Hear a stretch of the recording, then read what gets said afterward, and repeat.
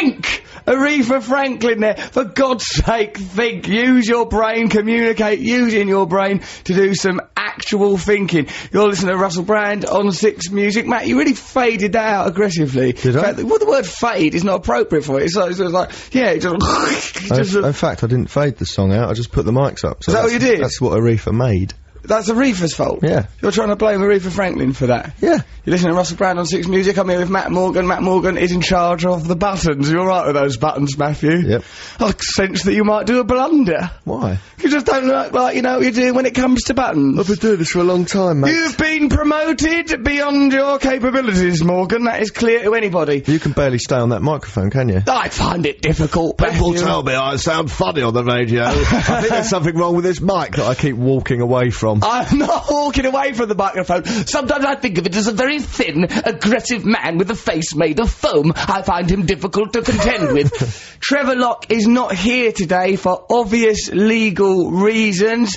Trevor would like us to say, and I'm very happy to say, that he emphatically denies the allegations that he's facing, and if the case goes to court, that's a big, big if, Trevor will be pleading not guilty. We send our love and support to Cocky Locky, Trevor Locke. Matt, what are you sitting there thinking with your near useless brain box? That's a football song, isn't it, that you just Yes, said? it actually was designed for Teddy Sheringham, but I've rearranged it for Trevor Locke. Noel Gallagher's coming on the show later. He'll have a bit of a chat with us. He's in the countryside. You know, Matt... So he's coming on as a phone call? Well, he's not going to turn up here, don't it? Yeah, but if you're listening to the radio, what difference does it make? But quite a lot, though. Does it? If you're listening at home, do you care if Noel Gallagher's in the room or if he's on the phone? Yes. Why? Because it's more exciting if he's in the room. You think, oh, he's there, and there's that interaction. When he's on the phone, he just goes on about Jesus, doesn't he? He does, doesn't he? No, he says inflammatory things about the Bible and other religious texts are available. Okay, so, what we're going to do, have Noel on a bit later, have a chat with him. Try and ring up some celebrities and that. Matt will be scoffing melon on mic. We've got, of course, Matt and I have got to make up for the unprofessionalism of Trevor, so there'll be people knocking microphones, making various cock-ups all the way through the show. Eat your fudge, Trev! You can't Eat say your cock-up. fudge! What can I say? What you just said. What, make up for the unprofessionalism of Trevor Locke in studio? Eat your fudge! Cock-ups. Cock-ups because of Cocky Locky. No, you can't say it, isn't it swearing? Cock-up is not swearing. When cock-up is not mean cock in that way, it's like a, I don't know, like a balls up or something. Like but it's not like a sex part, cock-up, is it? It's like, you know, it's a mistake. It's an old colloquial word, Matthew. You're like, got Victorian values. Why don't we dedicate every single song on this show to Trevor Locke? We will. Every single one. I'd like to dedicate this song to a little fella with a head full of dreams. He's called Cocky Locky. It's in the future when all's well, Morrissey. Matt's going to be doing a cultural review, and we'll be doing Trevor's Sonic Enigma without Trevor. It's going to be more enigmatic than ever. It'll just be a silence. It'll be a John Cage soundscape. What about a theme? A theme for the show. Okay, yeah, the theme for today's Russell Brand 6 Music Show here with Matt Morgan is innocence. Childhood innocence. We'll be talking about the innocence of childhood, the way when we were children we were all innocent, the kind of innocent stories that we tell from childhood because we're innocent when we're children. Okay, we'll be discussing innocence. Let's listen to Morrissey. In the future when all's well, this is for you, Trevor Locke. That was Morrissey. Cocky Locky. Matt, you're criticising Morrissey while that was going on. What's wrong with you? I just think that there's a lot of songs that sound like, oh, and then doesn't know. That is his style. Every music all the music you listen to. Every music you every like. music you do goes like, I'm really angry, I'm angry with society, I spent too long in my bedroom. That's what you're Oh, look, bloody... it's talking. Morrissey fans. Yeah, fair enough. When, we were talking about innocence today, the innocence of childhood. When I was about 3, it says Bex, when I was about 3, I was in the bath with my mum, I asked her why she still had her knickers on, but it was her pubes, says Bex. Ah, what an innocent thing to think. She thought that her mum's pubic hair were her knickers, but that does beg the question. You would think that, because it's a mad thing to have pubic hair. It is, for a child's perspective, you just think, what's that? When's that going to happen? There? Yeah, and also, perhaps though, I'm worried that mum had pubes going all the way around her thighs in a sort of string. She twizzled them up and tied them around the back. She was probably like a wolf girl, Mum. My little brother once said to my mum, Mummy, when I think about ladies, why does my willy go boop, boop, boop? Bless him. There's this bridge I used to drive over with my mum on I used to drive over bridges. You don't know everything about me. Oh, we've got to have some secrets, Matt. When I was like a kid, we used to go and visit my nan, and on the way we used to go over this bridge. Oh, and I used to make humpback bridge. It used to make my stomach go over, and I used to call it the Winky Bridge. And I was going, Mum, when we be going over the Winky Bridge? Isn't it amazing that you've changed so much and matured so much? I've really in the grown last up. years. I mean, the thought of me now, the word winky, as an adult, being excited about the merest titillation of my winky and building a career around it seems risible. What about us going to the doctors together? We went to the doctors together for a number of embarrassing conditions. Mine weren't embarrassing. Yes, they are. I listened to him, right? Like, I was a bit where I was on the phone, right, calling up Noel Gallagher, who's coming on the show later. I was just as I was walking out the room, I was listening to Matt talking to the doctor, because I took him my doctor. Turn your phone off, Trev! It's more difficult to blame Trevor when he's not here, isn't it? Eat your fudge, Trev, you bloody idiot! And then, so we was in the doctors, and it's like posh doctors, right? I didn't go posh doctors when I was a lad, but now, you should go to posh doctors. Say, Russell was a very kind man and said, I've got this pain in my head, a sinus pain. And he said to me, right, you're coming to my posh doctors. And he paid for it and all. Took him down to posh doctors, so I was worried about him. He really is a nice chap. Yeah, that's all Russ for you, a nice chap, not the person. However, when we were in the doctors, and it was my turn to have my little consultation, he got all bored and jealous and started texting and was going, God, all my conditions. These problems. I said, Doctor, I think he's a hypochondriac. I think I might have Baron Munchausen syndrome. I'm going to put some diesel in Matt's Ready Breck. Other cereals are available, so are other fuels for that matter. There's a bit when I was just walking out of the room, and I heard you going, I heard you sort of saying to the doctor, all seriously, go, yeah, I'll get these dizzy spells. Not so dizzy that I might fall over. You sort of couldn't bear it to think that your dizziness was out of control. Well, at that point I was scraping the bottom of the barrel of illnesses. I know you did a list of illnesses. You did as well. We both wrote them on the same envelope. Yeah, but he only wrote his list because I'd already written one, trying to compete with me for illnesses. It's a good job we didn't have Elephant Man. Yours are all stress-related, aren't they?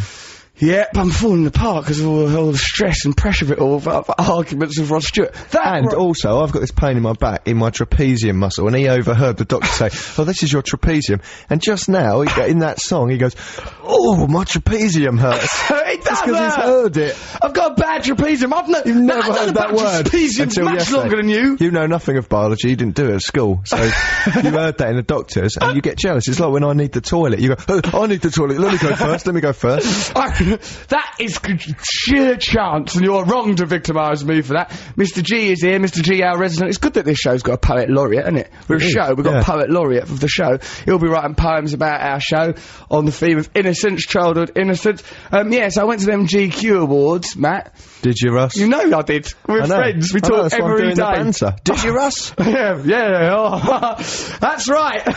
Off I went to the old GQ Awards. As good it was. I was going to go and I thought it might be boring. Yeah, well, no, it's alright, right? Because I got, most stylish man. That's a good thing to win most stylish man, because that means now, whatever I wear, I just go, well, I'm really, like today, right, I'm wearing, flip-flops, really tight jeans. I just go, I've won a bloody award, I have. Yeah. I mean, people can't get me for it. That picture of you in Heat with black shorts and a black top on. Oh, yeah, that's difficult. That was fair. I mean, they should have considered, an inquiry. Yeah, let's have a little look at this photograph before we go dishing out any gongs. That was, I was on my way to yoga, so you can't do me for that. Yeah, so I, as a joke goes, when I got up onto the podium, I was sort of making a few... You got onto the podium? There was Most a podium. people just stand on the stage. I clambered up. Kong. I stood on that podium like King Kong. I like the Statue of Liberty, but I was holding a funny foot lollipop instead of a torch. Bring me your huddled masses, I said. I got stood behind the podium, and I go, made a few good jokes, and I goes, Rod Stewart, and it's true, because I talked to Rod Stewart just before I went out, and I goes, Rod Stewart just told me, I've got to stop the womanising and, chatting up birds all the time. I go, that's a bit rich coming from him, right, Rod Stewart. And I goes, mind you, I did have a go on his daughter, right, as a joke. What you meant was I had a go at his daughter, really? No, I mean, sort of like, I like to say, had a go on it, like, oh, get a go on your bike, mate. Get a go on your You bike. might like to say that, but you don't say it to a lady's dad. I don't see the problem, Matthew. Oh, sorry, with your Edwardian lady etiquette. Might it bring on a dizzy spell? Might it make sure I fetch my smelling salts? I have the fainting illness. Oh, my word, I've never seen the like. Oh, fetch me a nosegay. The streets of London smell of dung. So I just go, what am I on about? Rod Stewart? Yeah. Yeah, Rod Stewart. So I said that thing. It's funny, if anything, right? And then, like, I did some other good jokes as well. I did that one about, I goes like, David Walliams should get an award. Swim in the English Channel, fueled only with repressed homosexuality. That's a good thing to say. Get a boyfriend, Walliams. He liked it though, didn't he? He did like it. He was sat there with a nice looking bird. But, you know, how many beards that man accumulates, we all know. Got a beard? No, I mean beard, as in that's what you call a gay man hanging out of a woman.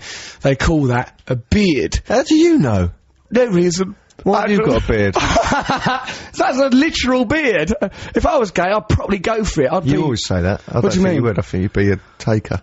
I'm not necessarily saying I wouldn't receive. Oh, right. I'm just saying I'd be really gay. I wouldn't be like a Kenneth Williams. Oh, I'm not touching that. I'd be right. I'd be Joe Orton raging around Morocco. I've just been to Morocco as well.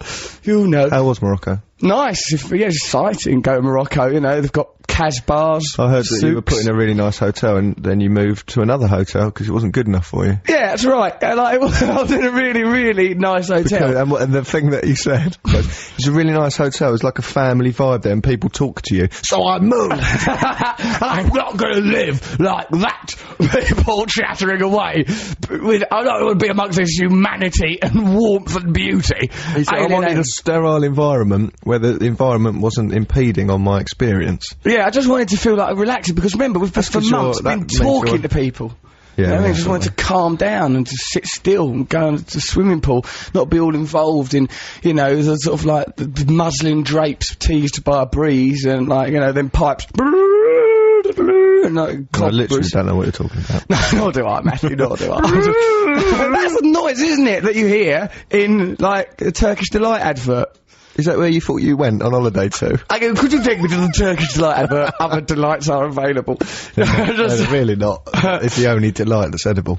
Delight, there's something else. What about this noise? Denon. That's got inside my brain, that is. Get in your brain, just advertised that. Don't eat Denon, do it if you want. Use it as hair gel. Yeah, do what you like of it. Tip it on your cat. Throw it out the window. Muck about. Teach you to be an acrobat.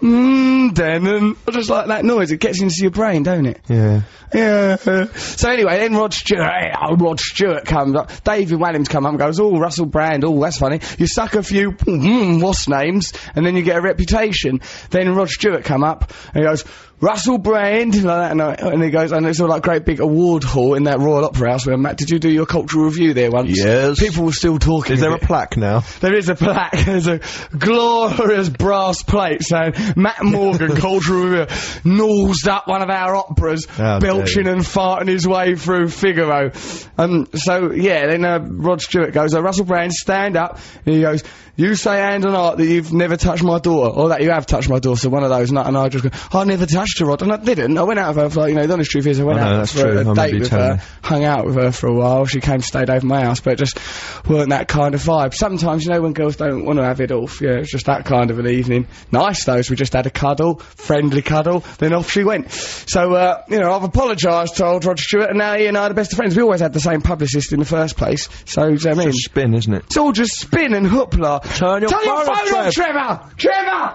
Turn off your phone! What's wrong with you? You unprofessional goon! So, yes, it's all a laugh. And then in the papers, it's all brand buster. Makes it all sound so much like, you know, like a big load of hoopla. I just don't believe anything I read in the papers. I still think that the papers are constructed to say the most manipulative, horrible thing manageable. I think, right, what is the cruelest, most evil way? How can we stir up the most malevolence and antipathy about everything? How can we make the people of this country as unhappy as possible? And whether that's about celebrity tittle-tattle, paedophiles, any subject, they'll just approach it from wars from the worst Do you way. think they're angry, hateful people, and then they finally find this place where they can facelessly hate the world? Now our hatred can breathe at last. We can destroy people. I used to like tabloid newspapers before I was in them. I used to think it was a laugh. It was fun. I've learned my lesson now. They're powerful, aren't they? Yeah, they're powerful. Let's be nice about them. Good old tabloids! We don't want to break! Should we listen to Block Party, Mafu? Yes. This story, it's not a story so much as a record. This record, I just actually don't even know what these things are. What are these rhythmic sounds that we hear sometimes between the talking? Let's listen to So Here We Are by Block Party. It's of course dedicated to Trevor Locke. Block Party there, that's dedicated to Trevor Locke. You listen to Russell Brand on 6 Music. The theme today is innocence. Innocence, the innocence of childhood. You can text us on the subject of innocence on 64046, or you can email russell.6music@bbc.co.uk. I'm going to try and get Matt Lucas or Dave Williams to come on the show, have a chat with us about childhood innocence. Just phone up. Stop saying come on the show, it gets me excited. Hold on, why are you getting excited? The show is a conceptual, abstract thing. Don't think of the show as like a boat on a lake. You can, it's the same. I don't see what difference it makes if someone's phoning up. You're still hearing them. They're not on the show. Well, where are they then? Well, they're in the You'd go, they're on the show, they're in the show, I'm gonna have a dizzy spell. On your daughter, at your daughter, come on, Rod. By your daughter, near your daughter's knees, oh. So maybe Rod Stewart went home and just thought, hang on a minute. Hang on a minute. Ruffle. He was nice afterwards. I had a little cuddle with him. He was all right. I felt that the chalice of womanising was handed on that day. Do you think? Yeah. He's nominated. Did you see that thing in the papers where they compared you to him? Did they? No. Didn't you see that? No. When was that? It was in the Sun. Oh. It was like Rod Stewart picture of him dressed like you, and they're going, oh, they got the same style, womanising ways. There was all sorts of. Then did it go? Rod Stewart created decades of brilliant music, and Russell Brand's on a digital television programme. Yes. No, they didn't say that. Good. I'm glad they didn't put that out, because I'm merely at the beginning of my career. We're doing well, aren't we, Matt? Yes. Got our own production company, got our own television show. Russell Brand got issues. You'll have a voice like him soon, though, with those nodules you've got. I've got nodules down my little throat pipe. Got me some nodules. I got me some nodules. Nodules is little lumps that comes onto inside your throat when you spend your whole life showing off and doing ridiculous voices. It's the price you pay, apparently. So, what's this I've seen in the newspapers today? For a herd joyriding? Why would for a herd ever be joyriding? It's a ridiculous, implausible story. See, Stephen Hawking's been accused of cattle rustling. Stephen Hawking cattle rustling? Why would he even need cattle? Oh well, these things are just stories out there. Try not to take them too seriously. Got an email here. Why don't you ever play the Beatles? I still love the show though. Says Callum in Saffron Walden. We do play the Beatles sometimes. In fact. Are we going to play? Stick around. Stick around. There might be a little bit of Beatles later on the show. The Silver Beatles, the Moondogs. So, Callum in Saffron Walden, Essex, we will do. I still love the show. Keep it up. The quality of the show, that is. Yes, we certainly shall, Callum. This is from Bren. Russell, I find it suspicious that the Bad Taste Bear shares your name.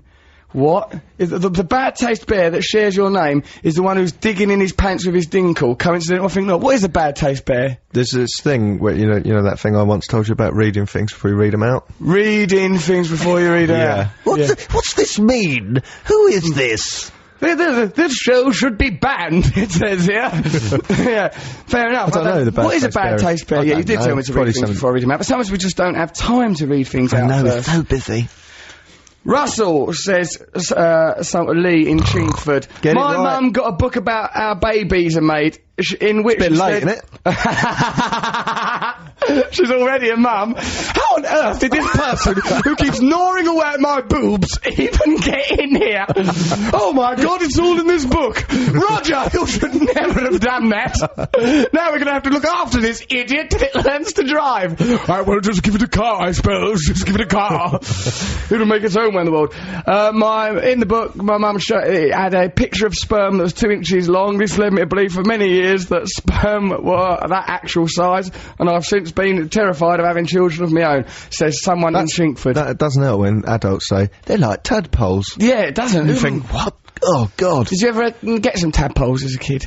Like proper ones, Oh, I mean. right, okay. Not like the other sort, dear. I had a happy childhood, really. No, it was a gleeful period. I can't remember. I squashed one once and then felt really bad. Yeah, I know, it's weird then. So that's integral humanity you must have felt, innate humanity in that moment.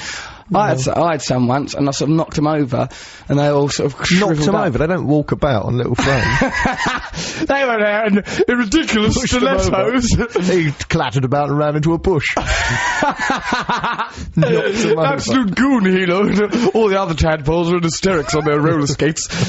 No, they were in a jar, and I think I knocked it over by accident, but I can just remember them all like little dried up raisins and feeling all awful about it. Hang on a minute, you knocked it over and they dried up instantly. You knocked it over and watched them in the sun. I didn't. I was They're whistling a bit of wood. As they dried. On my porch on a rocking chair, playing my banjo, grinning toothlessly at the sun. Yep. No, none of those things happened. There's some other interesting information, yeah? There's some interesting information they like to call the news. Oh, we're gonna do some news. Why not learn what's going on in the world through a medium you can trust? It's the news! So, that obviously is not the news. The news is not, oh hello, there's some people people are having a chat in this world. Obviously we didn't send the news in there. Usually being 6 Music now, there's people frantically flying around the place. Maybe that is the news. Maybe society now is so well managed and peaceful that the news is people are having casual chats. Everywhere and across the land, people are casually having little chinwags with each other.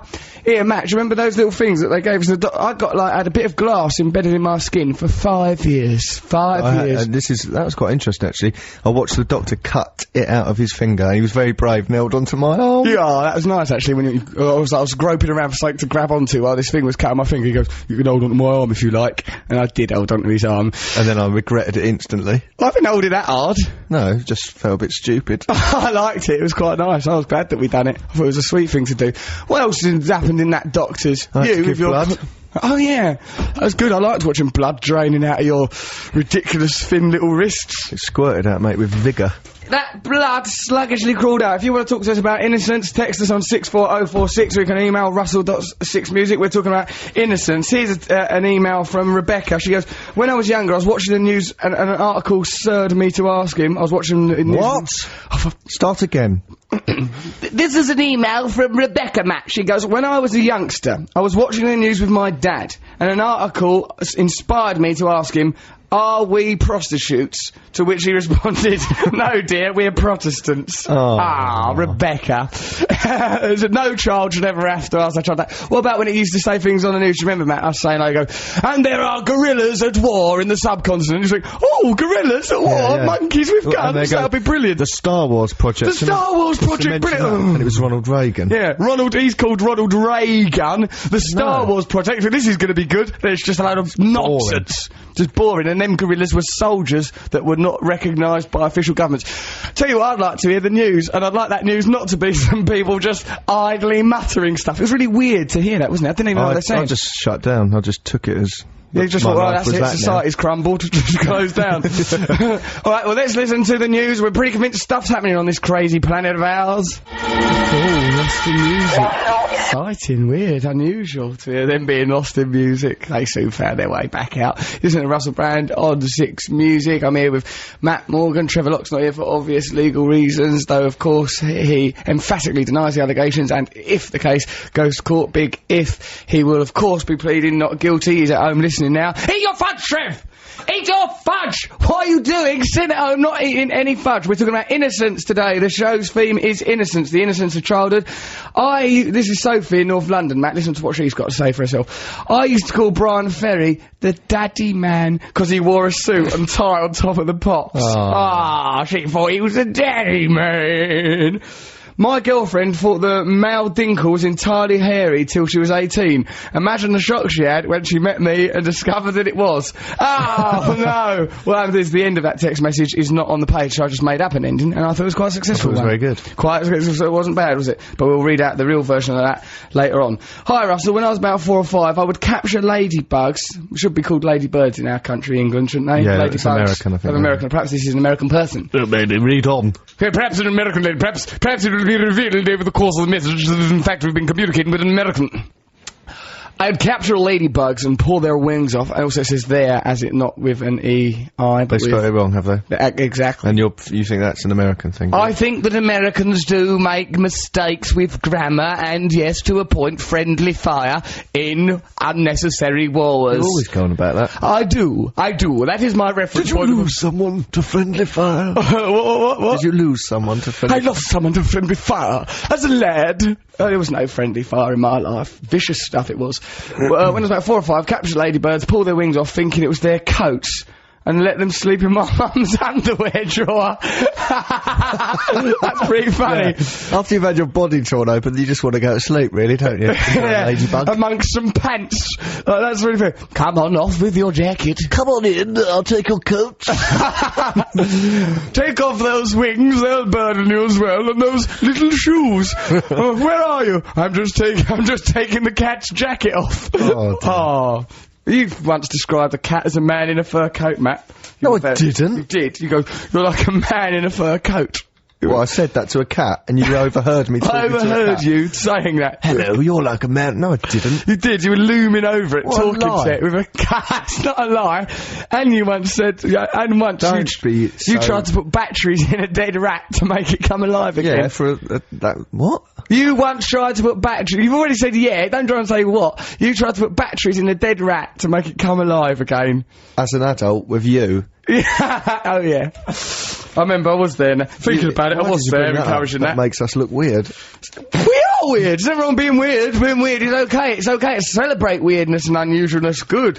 Pete, the bedroom man, can't remember anything about innocence. That is because he's 50 tomorrow. Please we say happy birthday from the Wend. That's his wife. Love you loads. Wend, thank you for our love. Pete, the bedroom man, long-time friend of the show. Have you washed your hair with olive oil yet? Oh no.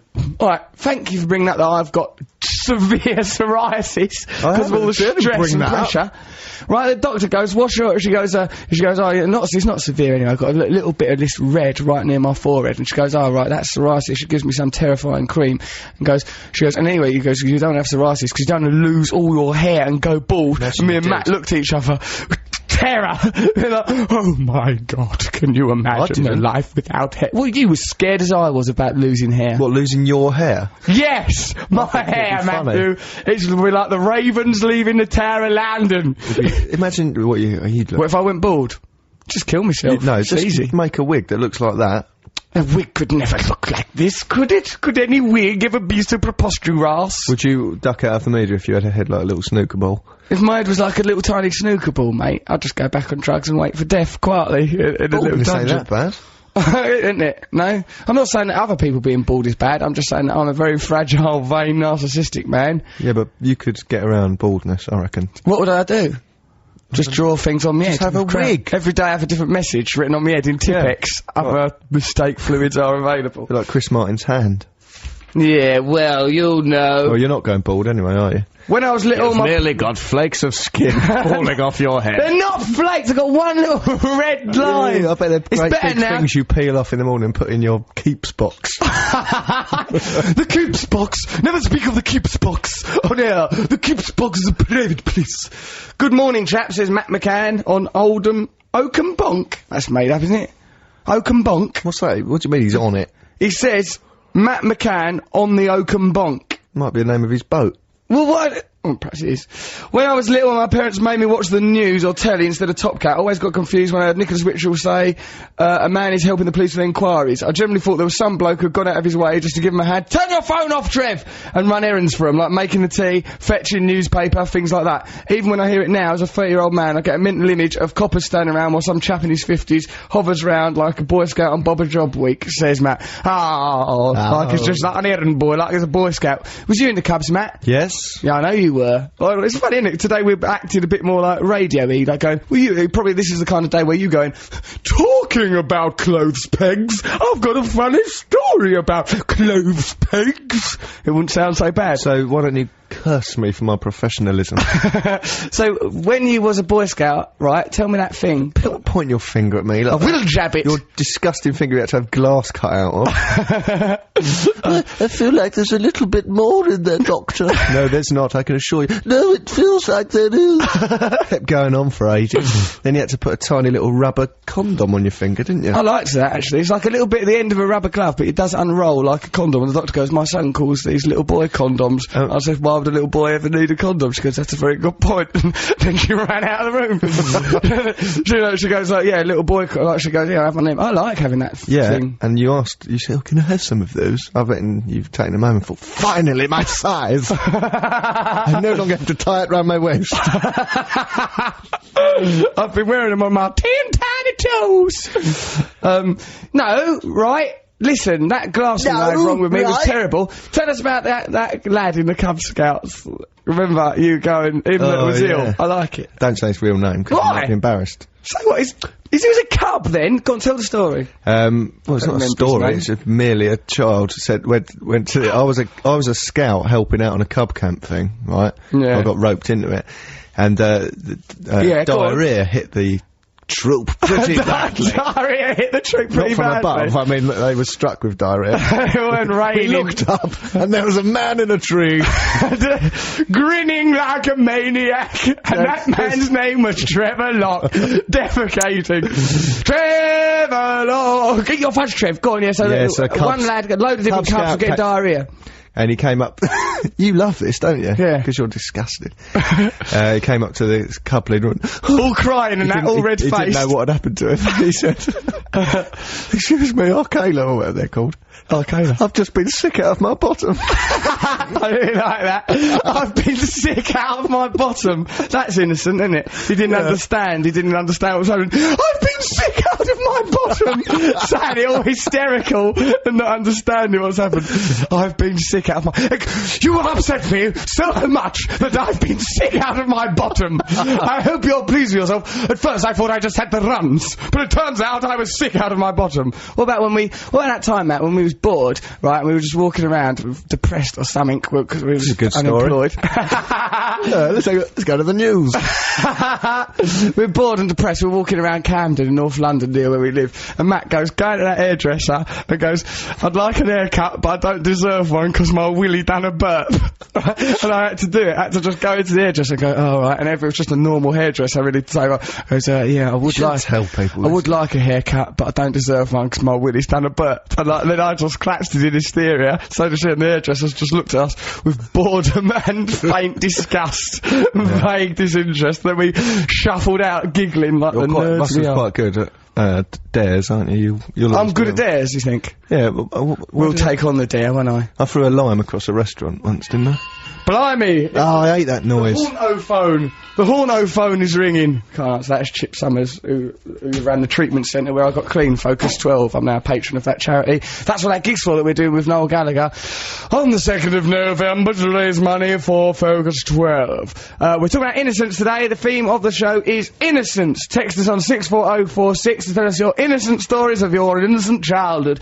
Email russell.sixmusic@bbc.co.uk. I'd like to dedicate the oncoming Mogwai track to Trevor Locke, Trevor Locke.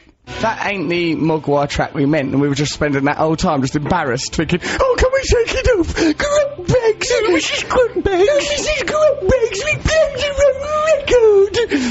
That's Hunted by a Freak by Mogwai. What did you want, Matt? Acid Food. We've got it queued up. Should we have it? Got it queued up. Hold on, but can't I take this opportunity to read out this text message? Do you want a bed of haunting music like this? All right. No, because then we won't be able to use it in the podcast. If what I say is funny, because we do the podcast. Do you think it's going to be funny? Six Music thing. Yeah, I've got a good feeling about it. Okay, here we go. The music's going. It goes, hey Matt, right, this is from a person calling themselves Matt's Split Ends. Her real name is Matt Mary Fox. I'm assuming you know this person, because otherwise you've got an actual genuine fan, which I find difficult to accept. God. Hey Matt, open brackets, with the most gorgeous hair on radio, close brackets. This is someone talking about you and your... Yeah, well, how's this end? Grimy hair. As I said, you're nervous. You're nervous, and you're... Mrs. Big. That crocodile was an idiot. That's how you say goodbye on phone calls. I don't say goodbye. You say bye too many times. Right, we'll have a phone call up in a minute. Stop pointing at me. I will point! And like, when, and then when the phone call ends, I won't do that. Russ mentioned Turkish Delight, and you said it was the only delight. Right? You said. Oh, God. Then when he added other delights are available, you dared to cross him. However, there is a drink called Sunny Delight. Right, so that's another delight. Just for I'd like to let you know. Best wishes, a person called Mary Fox, who has changed her name to Matt Split Ends, but she really likes your hair, isn't that right? I don't think that was an official change. Listen, right, then it goes, another one, hey Matt, and this person's only addressing you.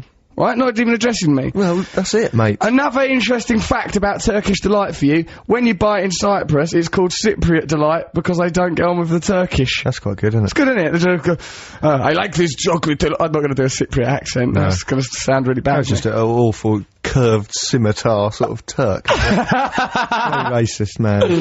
I don't agree with any kind of racism or any not liking anyone for any reason at all. So, but that's mad. We'll just call it Cypriot Delight then, shall we? We should just call it something else. It doesn't have to have delight at the end of it. It's flavoured with roses, isn't it? It's got roses in it, really? Roses in it. All these flowers. Roses. I don't believe you. I don't believe. What evidence can you produce? Right, okay, let's have a flood of emails telling me I'm right. They put roses in Turkish Delight. That's the sort of thing that idiots believe. Extract of rose. Extract of rose. Someone's told you that when you're about 9, and you've just carried it about in your brain. I feel sorry for you. I pity Everyone knows that's what it tastes of, like bubble bath. Matthew, do you remember what about Matey and Mrs. Matey and that when you were a kid? Did you have Matey bubble bath? I didn't, actually. I liked Matey. I'd sometimes play with him outside of the bath environment. Would you? There's Matey here in the studio. That must be why it's planted in my brain. Other child shampoo and bubble baths. No, I've changed him. He used to be just blue. Now I think he looks like an idiot now. Yeah. It looks like you could cut that like that. Now they've personified him too much. Before he was a bottle with a face. Now they've made him. Also, he looks like he's only about 12. Before he was a sea captain with a little bit of authority. He had a bit of class. He had something about him, didn't he, mate? Had a bit of je ne sais quoi. Hang on, this was only meant to be a little thing between two bits of Mogwai. It's a Mogwai bridge. This is a Mogwai bridge. Okay, then let's go back into it. What's this one going to be called? It's called acid food, and actually, I sort of went to the doctors the other day for having indigestion. This is quite funny. Oh, how apt! How very apposite that there's something called acid food. We'd like to dedicate it to Trevor. If you've got any emails about innocence or text 64046. Noel Gallagher will be on the show later. This was just a tiny Mogwai bridge. And if this is wrong, we'll be back in a minute. Oh, God. That was Mogwai with dedicating that track to Trevor Lock. The theme for today is innocence. If you want to talk to us about innocence, you know the innocence of childhood and that, you can text us on 64046 or email russell.6music@bbc.co.uk. Noel Gallagher's going to be on the show later. Right, I think he's going to come on Got Issues, our show that's on E4 and then subsequently Channel 4 later in the year. Right? I goes, you going to come on? No. He goes, yeah, I'd love to come on. And like, you know, each show we talk about a different issue. He goes, what one do you want me to come about? I goes, we're doing one about yobs. I want to come on the yobs one. And he was all insulted, but said he would come on, so that'd be good, won't it? Do you reckon, Matthew, don't use eyebrows to communicate on radio. Like, that'd be good, wouldn't it? Matt sort of moved his eyebrows about. I think people knew that they went up. Huh? I think people knew. People do not know. What you got to do is exaggerate your personality into an audible thing. Hello all, says Mary Bennett. That's a nice name. Mary Bennett? Mary Bennett. Mary Bennett goes, when I was about 8, my dad helped run a porn cinema in Soho. So, that's lovely, isn't it? Well, one day, all the Videos magazines had to come and live at our house because they were going to be raided. It was illegal then. I started selling the magazines at school and bringing kids home to my house to watch the videos. I used to do that, actually, bring kids back to when I was also a child at school, I would bring other children. I used to take whole days off. To watch porn? To watch porn. Yeah, me too. Porn, when you're a kid, it's just the best thing in the world. When your mate gives you a porno video, you finally get it home, and then you can finally convince your mum you're ill, and you get left at home, and you've got the whole day. Oh, the whole day, just a porn video, just something to live for, and it just gives you a child. That shouldn't be what's holding your child together, should it? What's wrong with us? Man. That's not normal. I also used to take, when I was quite young, take a day off and watch The Doors and drink whiskey out of the cupboard. You silly boy. You did it as well. Always drink it from a glass. Even Jim Morrison didn't try and drink it from a sideboard. When I was about 8, my dad helped run the porn cinema in Soho. We had to bring the porno mags because they were going to be raided. I started selling the magazines at school and bringing kids out of my house to watch the videos. One of the girls that came back had her little brother with her, and he was about 5. We gave him toys to play with behind the sofa. I hope they didn't come from the porn cinema. But unfortunately, he watched some of the ladies on screen, that's no lady, taking their clothes off, and asked us why they were doing it. I told him it was an advert for Harrods, other posh shops are available, and it was showing you how they undressed and redressed their models to show the new season's collection. He then asked his sister if she'd That's more take him. confusing to a 5-year-old. It is, isn't it? Just say What's he going to go? Oh, Harrods, brilliant. I'll carry on playing with Lego. Well, back to the Lego. Other building blocks are available. I think you've gone too far with this other thing. No, other disclaimers are available. Anyway, listen, so I was getting to the punchline. He then goes, oh, well, punchline, it's an email, it's not... Have you written this? Anyway, then my dinkle, ball bags, you swine. Bless him, he asked this lad, this 5-year-old behind a settee, asked his sister if she'd take him to Harrods at the weekend to see the models in person. Isn't that nice that Lovely, 5-year-old... absolutely. Isn't that a charming tale about a child's mind being scarred by porn there? This is much better on the theme of innocence. This is from... That was a good one as well, Mary. I'm not criticising. It's a bloody good contribution. This is from Aaron. He goes, Russell, today I found a baby bee perched on a daisy in my garden. Baby bee? There's no such thing. What do you mean, baby? Do you think bees just emerge out of they don't go out until they're or adults. the egg? I don't know where they come from Willy Wonka's cane. Bees, mate. Self-respect to remain in their hive until they're out of maturity. Right, they're larvae, then there must be a bit... Larvae? Then they're larvae, then there's a bit where they're sort of bee teenagers, no? No. There's gotta be. Well, they just admit they're larvae, then they go, right, well, that's enough of that silly business. I'm gonna get me some pollen. There's honey to be made. Bees aren't like that, mate. They have it like anyone... Anyway, look, this is from Aaron, mate. Why am I being attacked? I don't believe that. I think a baby bee probably looks like something else. What do you mean?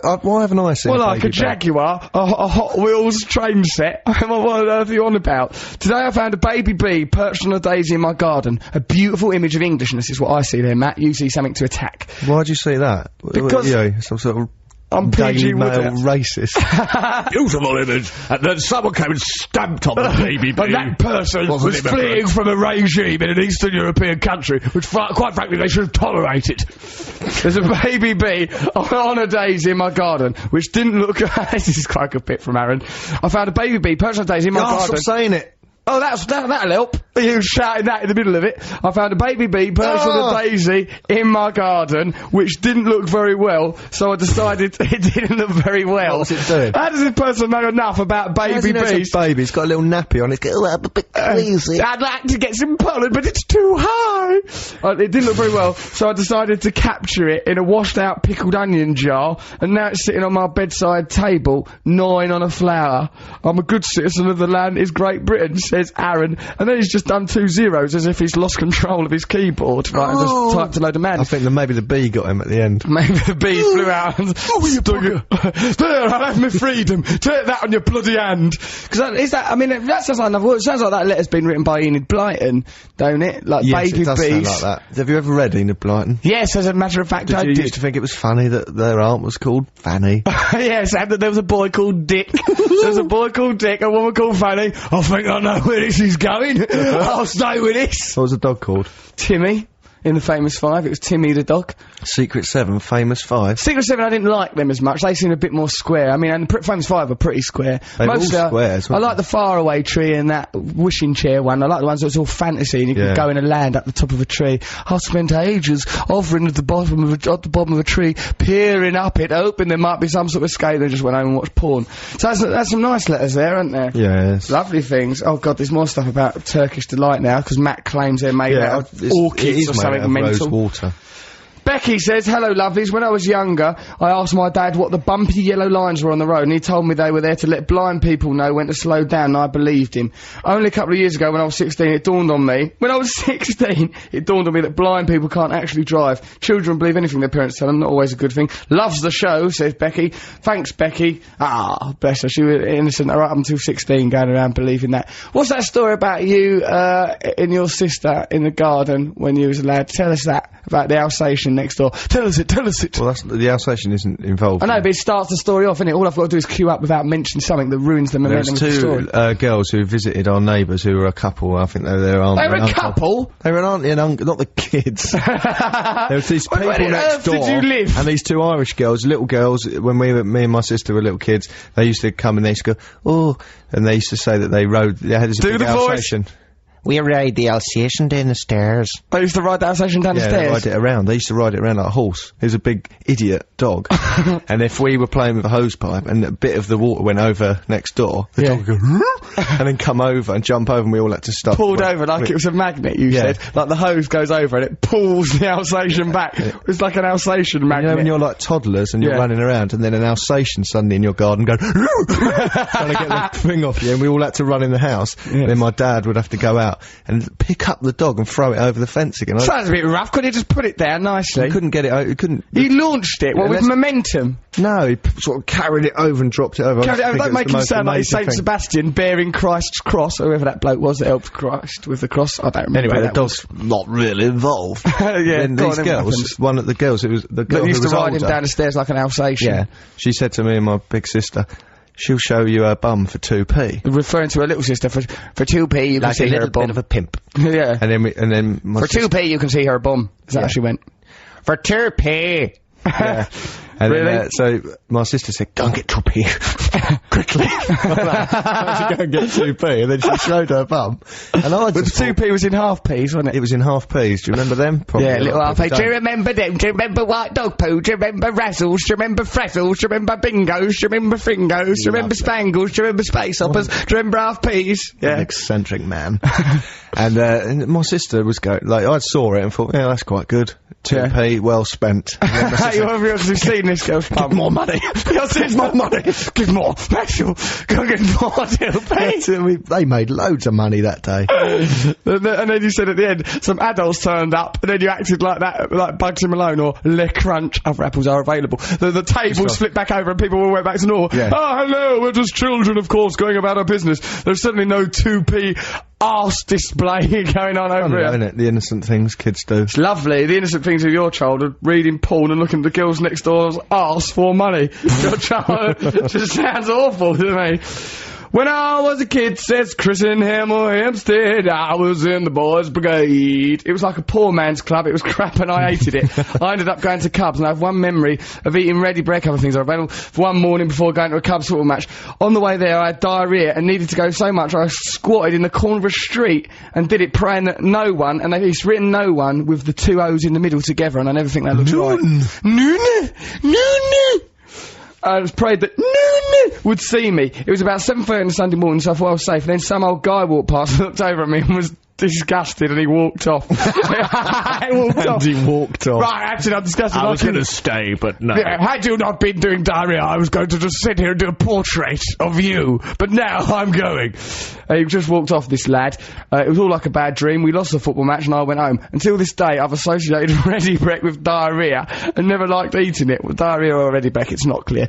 I've never told anyone this story until today. Chris from Hempstead. Couldn't have been the ready break because it was far too fast an action. Are you saying that out of a sort of a corporate responsibility to protect Ready Breck? I have a small deal with them. There's an orange glow. What's your name? Matt Ready Breck Morgan. You're obsessed with it. Hopefully will be soon. Once the contracts are signed. Will never accept you. Blimey. When I was about 8, Donna Rose, the school bike, asked me, are you a virgin? I said, it shouldn't be a school bike when you're 8. If you're looking for sex. Right, move on. Alright, sorry. Yeah. Don't say I'm just saying a school bike. A school for 8-year-olds, it's mental. Asked me, are you a virgin? No, I said quickly, having no idea what she was on about. Ooh, who you done it with then? She cackled, and I went home and looked up in the dictionary. Oh, the embarrassment, says Sarah Barrington. What about when I was telling you about 0898 numbers when you're little? Ah, 0898 numbers. Oh, the joy of when 0898 numbers first came out in this country, and you're a kid, and you're just dying to get your hand up, like, I used to phone them up. I'd go to my mum, can I phone my friend? And she'd say, yes, don't be long. Quickly, and that, because I'm already panting, you ain't even called it yet. Me running up the stairs. Disgusting. disgusting. And Just then- run up and down the stairs. Why bother with a phone, you little pervert? And the numbers were like, people would trade them at school, because we didn't have the tabloids at my house. No, absolutely. I suppose not. So someone would go, look, get this. Turn your phone off, Trev! And then, so I'd go upstairs and I'd phone 0898 whatever, and it'd go, hello, I'm Mandy, and stuff, and I'd think, oh, brilliant. Oh, Mandy, you understand. absolute cow! didn't There was understand never, what it took she was ages to remove, they never said nothing dirty There was in a them lot of days, they were preamble. rubbish. No, they did. My one never. Took a while. I'm a bit older than you, only a year, only 2 years. He used to go, we used to go, oh, in a minute, I'm gonna tell you something that's gonna take your breath away. An experience that I had once, where I was in a garden. It's just, no, you go, come on, say something dirty. Mention your boobs, Mandy. For pity's sake, have a heart, Mandy. It's costing 90p a minute. I'm sat frantically in my nan's lavvy in Dagenham, strumming away, listening to a woman simply describe horticulture. Oh, I was much younger than that. Oh, I didn't. It was like I was probably about 7 or About 8. 7, yeah. I mean, I was interested It just sounded in like porn, noises really young. that I thought, one day I'll understand all this, and it's going to be brilliant. It's going to be wonderful. I remember nicking my dad's Playboys when I was like about 5 or 6. I was really young, and how young I was what I was into was the cartoons in them. But the pornographic stuff, like Sad vaguely man. pornographic cartoons with boobs in them. Brilliant cartoon. Oh, naked lady! At last, porn that I, a child, can enjoy. Oh, what, cartoon porn? Yeah, it's like, because in Playboy there'll be a cartoon of a bird with her boobs out, Yeah. or like Do you a remember fella. those bawdy postcards when you go on holiday? Yeah, I used to like be turned on Brighton by or them. something. I did as well. It goes, They go, oh, hello, officer. And couple there's of fried eggs or something. That was all written off. Just they're a bit all cheeky. I go, blimey, what a beauty. Yeah. Oh, mummy, I'll get those postcards. Why are they all addressed to you? I'm so lonely. Yeah, I used to think that about Did them. you? I used to Oh. think, oh god, those postcards are in the shop. Oh my god, the bloody postcards. Oh, cracky. Fetch the postcards. Boob inspector hats with the little boobs on. Yeah, I like them as well. So did I. What an idiot. To be know. turned on by boob inspector hats. It's like I a didn't bit realise they were a joke. I thought that was something you'd buy, then gives enjoy you some in sort of private. authority. Turn your phone off, Russell. Matt Lucas. Go on, Matt answer, Lucas answer is it. ringing. Matt Lucas. Hello, Matt. Hello. Hello, mate. I've got you on loudspeaker on my phone. We're live on air, so don't say anything too mad. Are you alright? Yes, I'm fine. I won't say knob. Oh no, Oh, no. Matt Lucas, star of Little Britain, icon to millions. Possibly getting married, is that true? Well, yes. Oh, lovely. Congratulations. If you don't want to talk about it, never mention it again. Sorry if it's embarrassing. Matt, shall I call you up and put you through the desk in a little bit? Will you come on the show? Yes, I will do it with pleasure, Mr. Russell. Oh, thank you. Just for a 5-minute chat or something like that. The theme of the show is childhood innocence. The innocence of childhood. We're just, talking about anecdotes to do with that, Matt. No, but I was a guilty child. I did bad things, wrong things. Right, well then you're going to be a very, very good person to talk to on this topic. We'll give you a shout back, Matt. Lovely. Right, talk to you in a bit. Thanks for ringing. Bye-bye. Boy. Oh, Matt Lucas there. That's nice. That gives the show a much-needed shot in the arm. Actually, we never needed Trevor Lock, did we, Matt? He was holding us back. Trevor Lock slowed us down. Eat your fudge, Trev. We don't need you. No, of course we do. We need him. We miss Trevor Lock. We're talking about innocence on the show today. Text us on 64046 or email us at russell.6music@bbc.co.uk. Later on the show, we're going to be talking to Matt Lucas, as you just heard confirmed. We'll also be talking to Noel Gallagher, some of this country's greatest talent, and boy, will they fly today. What are we going to listen to now, Matty Morgs? Beatles. That man said we don't listen to the Beatles, and we do. So I think it was a woman. Either way, someone said we don't listen to the Beatles enough, because them unsung heroes, the Beatles, they've had enough credit. So yeah, let's listen to this. Helter Skelter. Yeah. I hope this don't influence you the way it did the Manson family, Matthew. no, Picture of me in a tabloid today being compared to Charles Manson, only physically, like there's a physical resemblance. Just because I've got Only physically. only physically. Of course, I mean, I do also run a family of sorts. I mean, yes. you don't have your swastika tattooed on your forehead, but I like to keep my swastika in my armpit. The swastika. What about people that will go, there's actually the swastika. Oh, it used to be symbol of peace. symbol of peace. The swastika. Yeah, well, it kind of got a bit rebranded in the Second World War. A tiny bit. Okay, let's listen to where I did my driving Yeah. test in Gravesend. Where was it? In the Just place, the roads. Stop it! The building you go into, not Yeah. the car when you're in the car. Oh, Don't I say, see, oh, you yeah. drove into a building, you failed. You walk in there, it's got swastikas in the floor, like in the mosaic on the floor. Well, by mistake, you think it's accidentally occurred? No, they were very deliberate. They put the Liberty had The swastikas. shape of swastikas are in the mosaic. I used to always go in there and think, yeah, blubbered right, you Nazis. Yeah, I ain't even passed my test yet, you perishing Nazis. I did 5 tests. Just because I ran someone over, just because I veered into a bus stop, you blooming my Nazis. first test was D for dangerous, and I had to D for dangerous? ribbon back to the test centre. What do you get if it's an E? E for It's not like illegal. boob sizes.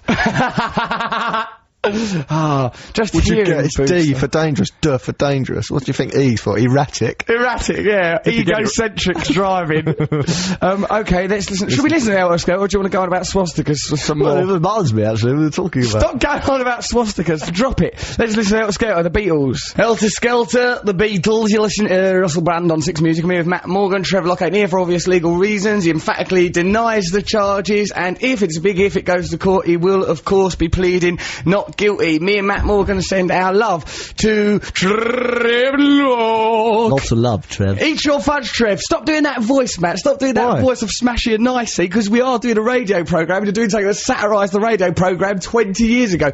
Matt Lucas is here. Hello, Matt Lucas. Hello there, Russell Brand. Russell, I thought you were dead. We never hear anything of you. I know. I've been living in a cave. I know you're not in the papers anymore. It's ridiculous. No one talks about you. I know, it's odd, isn't it? Because I'm only on digital television, and there's all this hoopla and madness. Did you see that Rod Stewart thing? Yes. What are you doing to our rock icons, Russell? You've offended Bob Geldof. You've offended Rod Stewart. What are you going to do next? You're going to tread on Gilbert O'Sullivan's toe or something? I thought I might dig up Elvis Presley, attach wires to his arms and jangle him about, I want the toilet, and then make him flop lifelessly near a carsey. I don't know, that would be, perhaps that would be disrespectful. Past you. It's something within the realms of my capability. Are you alright, Matt? What are you up to?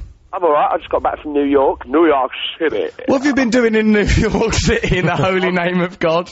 Well, like a good gay boy, I've been seeing lots of stage musicals. Have you? My gay lover, Kevin, yes, and enjoying them. You and your gay lover in musical shock? I know. Sounds pretty sordid to me. Then I came back and I went on the Michael Parkinson show last night. on With television. David? With David Williams and Mr. Elton John and Mr. Bernie Taupin. Bloody hell. Wow. It's like, But unlike you, I didn't defend the rock legend. really? You managed to get through the show without upsetting him somehow? I sort of did, although I did interrupt Bernie Taupin at one point, and I said, Bernie, can I ask you a question?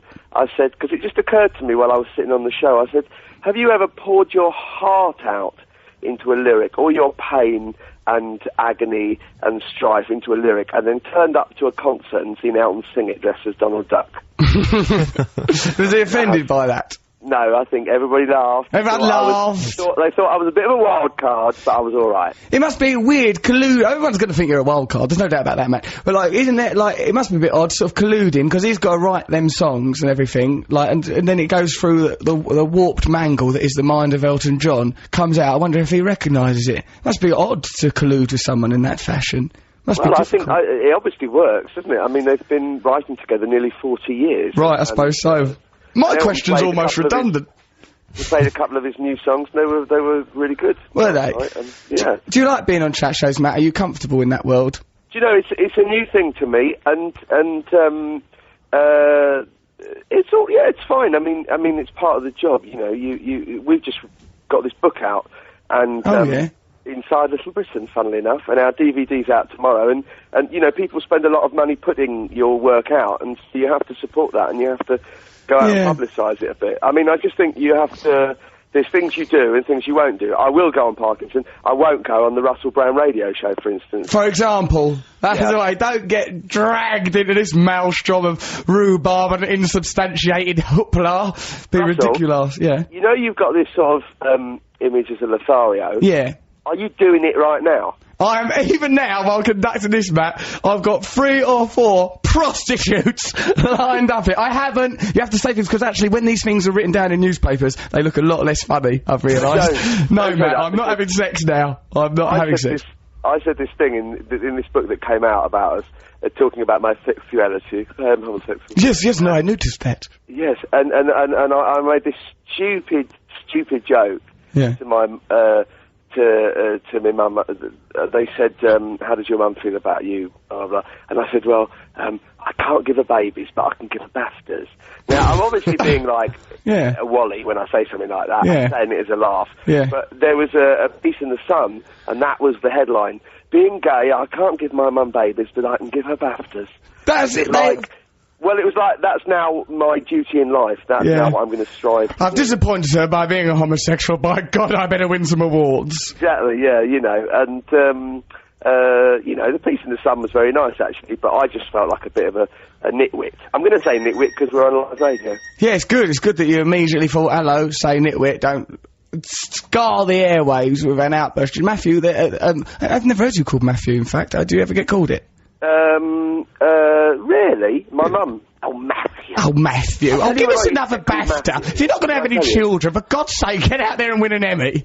Yeah, I'll tell you when I get called Matthew. Go on. When I was about 8 or 9, and I used to, say, go to a wimpy restaurant with my mum, and I'd sit opposite her, and I ordered, say, a brown derby. Do you remember the brown derby? Oh, the brown derby. The ring donut with the, Mr. Whippy ice cream on top with the chocolate sauce and a few small, tiny little nut pieces. Yes. And they'd bring the ice cream, which was slightly bigger than you expected it to be, and then my mum would go, Matthew! What, in awe and excitement at its arrival, or like you'd been greedy? No, awe and excitement, but trying to get me more excited. Matthew, look, behold! Witness here, now! Yeah. Right, like it was an... Oh, to create a sense of awe. Yeah, and we're talking about childhood innocence. Have you got any other anecdotes about childhood innocence and all that sort of stuff? I didn't kill that cat. Good. Let's clear that up. Well, I did, weirdly enough, there was a school play at my primary school, and I was banging the drum, and the play was over a couple of nights, and, oh God, this is... You was banging a drum? The play was over a couple of nights. Believe it or not. What was this school? Hanger. Sorry? The play was on over a couple of nights, a big Wagnerian operatic thing, dragged on a bit. It was called The Elements. Oh, yeah. I think it was written by a couple of teachers, and one of the characters was autumn, one was spring, blah, blah, blah. And I was in the orchestra, and I was banging a drum. And there was a classroom where all the people in the band had to wait before the show. And somebody cut up a teacher's scarf. Was it you? No, and it wasn't me, but for some reason, 2 girls in the year below, who I've never heard of, went to the headmaster and told them that I had done it. Why do you think that they chose you, Matt Lucas, above all others? Can I say anti-Semitism? I don't know. It could be anti-Semitism behind this accusation. That's terrible. I don't know, but I hadn't done it, and I was an innocent boy. Were you able to successfully defend yourself from these allegations? What happened was, I came home after being in the headmaster's office and kind of crying, and my grandmother, who was waiting at home for me, I said to her, I'm not going back in tonight to do the last night of the show because everybody thinks I cut up this scarf. I hope scarf isn't a euphemism for rent boy. No. When I cut up rent boys, I will say I cut up rent boys. I'll be clear about that. I'll make it very clear. I'll be quite explicit. But, that hasn't happened yet, and I refute all allegations. Yeah, so anyway, my grandmother said to me, if you don't go into school, everybody will think for the second night of this play and bang your drum, everybody will think that you are guilty. So to prove your innocence, you have to go in. So, in fairness, it was a great lesson my grandma taught me, and I went in. But the next day, I refused to go back to school, and the headmaster had to come round to my house. And you had him in your pocket. I had him in my pocket, and I said to him, "I'm not coming back to school unless you call an assembly and tell the whole school what? to do it." Matt, you diva! Just when you was at normal school, you were able to go, there'll have to be an assembly before George was right. I am a diva. So I went. Has he called you that? He did, oh yeah. And so, being called a diva by Boy George... It's a bit much, isn't it? Well, it's a bit like being called Chinese by Mao Zedong, isn't it? Yeah, I had Rod Stewart complain that I was a womaniser early in the week, so I know how you feel. He might as well have called you Scotty. He may just as well have made that accusation. So, did you get this assembly? So he called an assembly. Excuse me, that was a cough. And nice. He said, right, the first thing I want to say is Matthew Lucas, the old Matthew in those days. Matthew did not cut up Mrs. Taverner's scarf. And the second thing I want to tell you is there are no ghosts in the girls' toilets. That discredited the former thing, because it just looks like, mind you, I suppose there definitely weren't ghosts, were there? So well, who knows? Who knows to this day? No, so that was I was an innocent child. But when I did do naughty things, see, what happened was my hair fell out when I was 6. Oh. So I always wore caps. And the style of cap you'd wear in those days had very, very big brims. So when I did do naughty things at school, mischievous, not evil, Russell, like you. I'm an innocent man and all, we're all innocent. If I did do a naughty thing, I would hide. I would pull my brim down low and I'd be smirking beneath the brim. Just smirking away guiltily beneath your brim. And I'd imagine that it was while you were making these demands for assemblies and smirking under a brim and slashing up scarves, you know, by all accounts, is when you developed the range of magnificent characters that have so enchanted this nation and soon the world, I understand, because you're off to the States and everything in Char. I hope so, yeah. We had some offers and what have you, and what about you? What about you, Russell? Look at your star ascending. Oh, look at it all happening. There's an article being written in Rolling Stone, isn't there, by Neil Strauss, who wrote the game, that makes us all sound like rock stars and that. It was exciting. Yes, it is. And what have you played out in America yet? So I think they would like you and enjoy your comedy now. I ain't been, but I'll go in soon. Matt, we talk like you, me and Kevin, because we watched you on the Big Brother show. Yeah. And now we go, nice, isn't it, if anything? Nice, isn't it? Very exciting. Oh, wow, you're doing my catchphrases. Well, that's an honour, sir. Praise from Caesar. Thank you very much, Matt Lucas. Here, we've got to have some news now, Matt Lucas. Apparently things are happening in the world. Oh. Stuff's going on. Oh, this is going to blow your mind. Politics, there are sport, everything. Matt, thanks for coming on. You're an absolute gem of a man, a diamond. DVD out tomorrow, book out already. That's Matt Lucas from Little Britain. Let's create atmosphere, even though it's only me and Matt Morgan in the studio. Yeah. Matt Lucas. Thanks, Matt. Take it easy, mate. Bye-bye. God bless you too. Let's have some news. Let's dedicate the news to Trevor Locke. Did you find that a bit boring? But depressing, mate. Elusive. Stop doing that! I'm allowed to do it. It's not a good thing to do. Not really? No, of course not. If you won't let me do on the E4 programme, you won't let me do something because it's vaguely like the Secretary and Skinner and Badil Unplanned. Who was that anyway that we was just listening to? That was Elusive. Scott Matthews. There was a song called Elusive. It was Elusive. It was Elusive. So, this is there's an email here from Matt Whitby. I was about 7 and was watching Wonder Woman and my dad said slyly, I bet you don't know why you like this, do you? Well, now at the age of 34, I'd like to say, yes, I did know. She had a lovely pair of bosoms. I loved Wonder Woman when I was a kid. I used to kiss the telly when she came on. You idiot. I just thought it was... Because I loved her too. I had the only way I could communicate. I actually liked her as a superhero. I liked the way she could deflect bullets with her wristband. That was quite good. But the boobs were better. It was something I didn't yet understand. That is why. That's a good email from Matt Whitby. Do you remember when you told me you used to really fancy Supergran?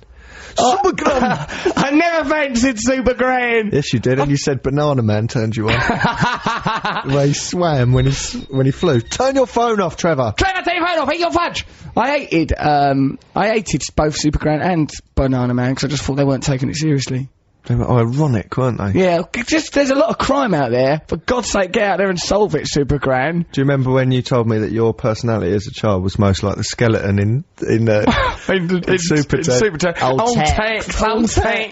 Oh no, I'm a bag of bones. Oh, I'm a bag of bones, Tex. Tex, I liked that skeleton. Texas Pete was cool. It was a different one. It was like hey boys. Hey boys. Like that one that used to assist Trevor Jason Weathercoats used to assist Trevor in chopping up You are rubbing yourself. Why are you doing that? So it's not right. There's people looking for the window. I don't care. Cool, they're the ones with a problem. They're looking for a window. I'm just a man rubbing myself innocently in a radio station. Oh, here's some things about innocence. We're talking all about innocence. It's from Lucy McCarthy. She goes, hello, Russ and Matt. Oh, people already adapted to the fact that Trev's not here. I haven't adapted. I ain't adapted either. I'll never forget. We'll never forget. He'll be back here soon with his head held high, that man. Trevor Locke. So, hello, Russell and Matt. I hope you're danding well. When I was 5, I was a huge Roland Rat fan.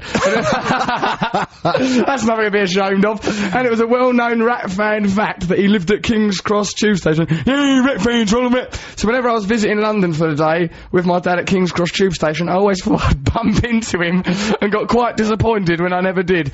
Did you believe in fictional things like the Tooth Fairy and that, says Lucy in Coventry? Yeah, I believed in Roland Rat. Yeah, I believed in him. I liked him, I respected him. I believed he was our leader. Yeah. Then he disappeared. I thought he'd been killed. Well, I thought something fishy's going on. Was Kevin the gerbil? Was he was his an mate? idiot. He was the idiot. He was an idiot guy. He was essentially a bit like you in this programme. Just Roland Rat's idiot sidekick. And who are you, Roland Rat? Yeah, I'm a bit like him, aren't I? My mum once told me, you know those little, the sort of BT boxes? Yeah, the red ones, the old ones from the old days? No. How What old then? are you? BT boxes? They're like little, there's like I don't know what they are. They're these little things that are in the street. Oh, right, they're like, sort of like them weird things. Sometimes they're open and a man's in there. And there's loads of wires dangling out like a robot's really chest. You think he don't know what he's doing with all them wires? My mum told me Mr. Men live in them. That's a mad thing to tell you. I know. Or it was She said, Mr. Men live in it. Or she said it was someone, it might not have lived in your There was mum. one particular one, and it was sort of near my mate Mr. Men Matt's lived in house there. when we were kids. There was one that was sort of off the road and sort of in the woods-y bit, right? There was a sort of a little thicket, and it was in the middle of that, so it looks odd. Like on its Mr. own. Men might have lived in it. They told us that Mr. Men lived in it. And shit. They would never be able to live together, the Mr. Men. How would they get on anyway? Not Mr. all Bump, of Mr. them. Well, just said, what one? They didn't know which one it was. They'd never seen him emerge. Look, I can't be more specific, Matt, but let me tell you, one Mr. Man lives in there. And honestly, as a child, if I'd have seen that open and Mr. Tickle walk out, I wouldn't have thought, blimey! You would have just gone, I just there thought, he is. oh, it must be Going Mr. to pay Tickle then who lives there. At last we've cleared up I'll that tell me mystery.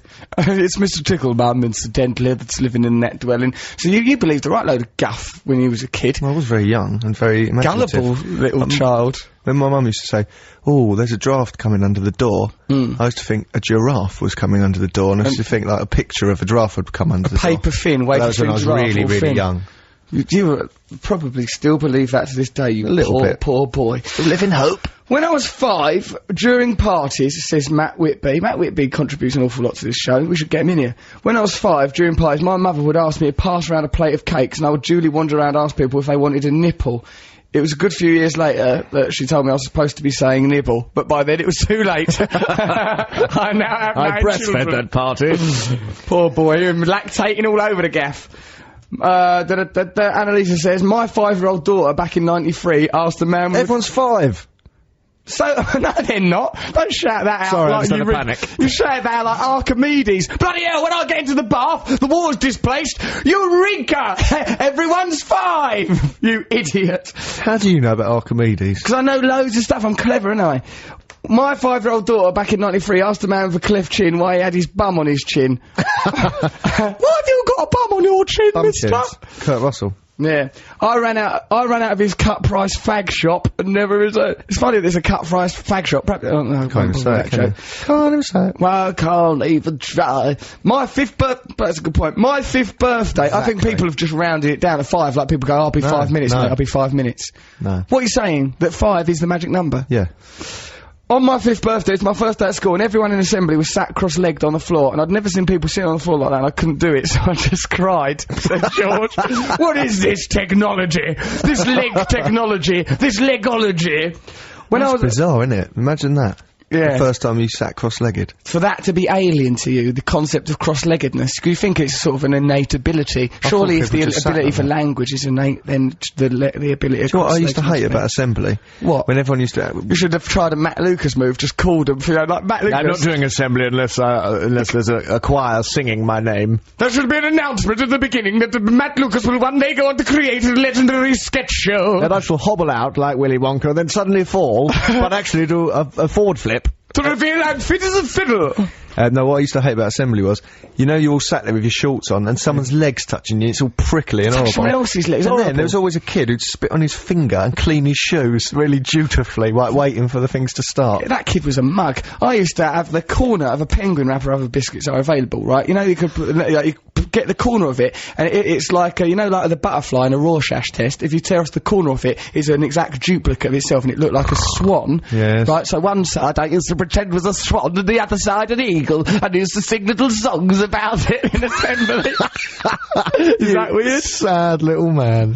One side's a swan and one side's an eagle. Nothing's going wrong in my life. I'm quite happy since Dad left, and I'm getting on with my stepdad. I've got my magic eagle, I've got my pure white swan, I'll never feel alone now that Daddy's gone. Mum is in the hospital, I'm in the bar, this babysitter shouldn't have been employed. Oh, Life, eh? lovely. When I was at primary school, we had a teacher, this is Joe, in Edinburgh. When I was at primary school, we had a teacher called Mrs. Boobis. It was endlessly amusing. The poor woman had to retire early due to her shredded mental state. Mrs. Boobis! Mrs. Boobis! Mrs. Boobis, can we have some milk now, please? How do they spell boobis? B-O-O-B-I-S. Double O, what? B-O-O-B-I-S. Boobis. Boobis, that's funny. Mrs. Boobis! Here, Mrs. Boobis, give us a kiss. Mr. Boobis! Cool, blimey, Russ, says, someone. Cool, blimey, Russ, I'm listening to your show and looking through the Guardian weekend magazine. You look absolutely ding-dong. Me and my mate... that picture on the chair? Yes, me in the Christine Keeler pose. I think I look a proper mug. You do. Matt and David are doing that Athena poster. It's in the Guardian weekend edition yesterday. They did comedians in famous poster poses. Alan Carr done that tennis player scratching her bum. Ricky Gervais and Steve Merchant done like different shots of the Beatles.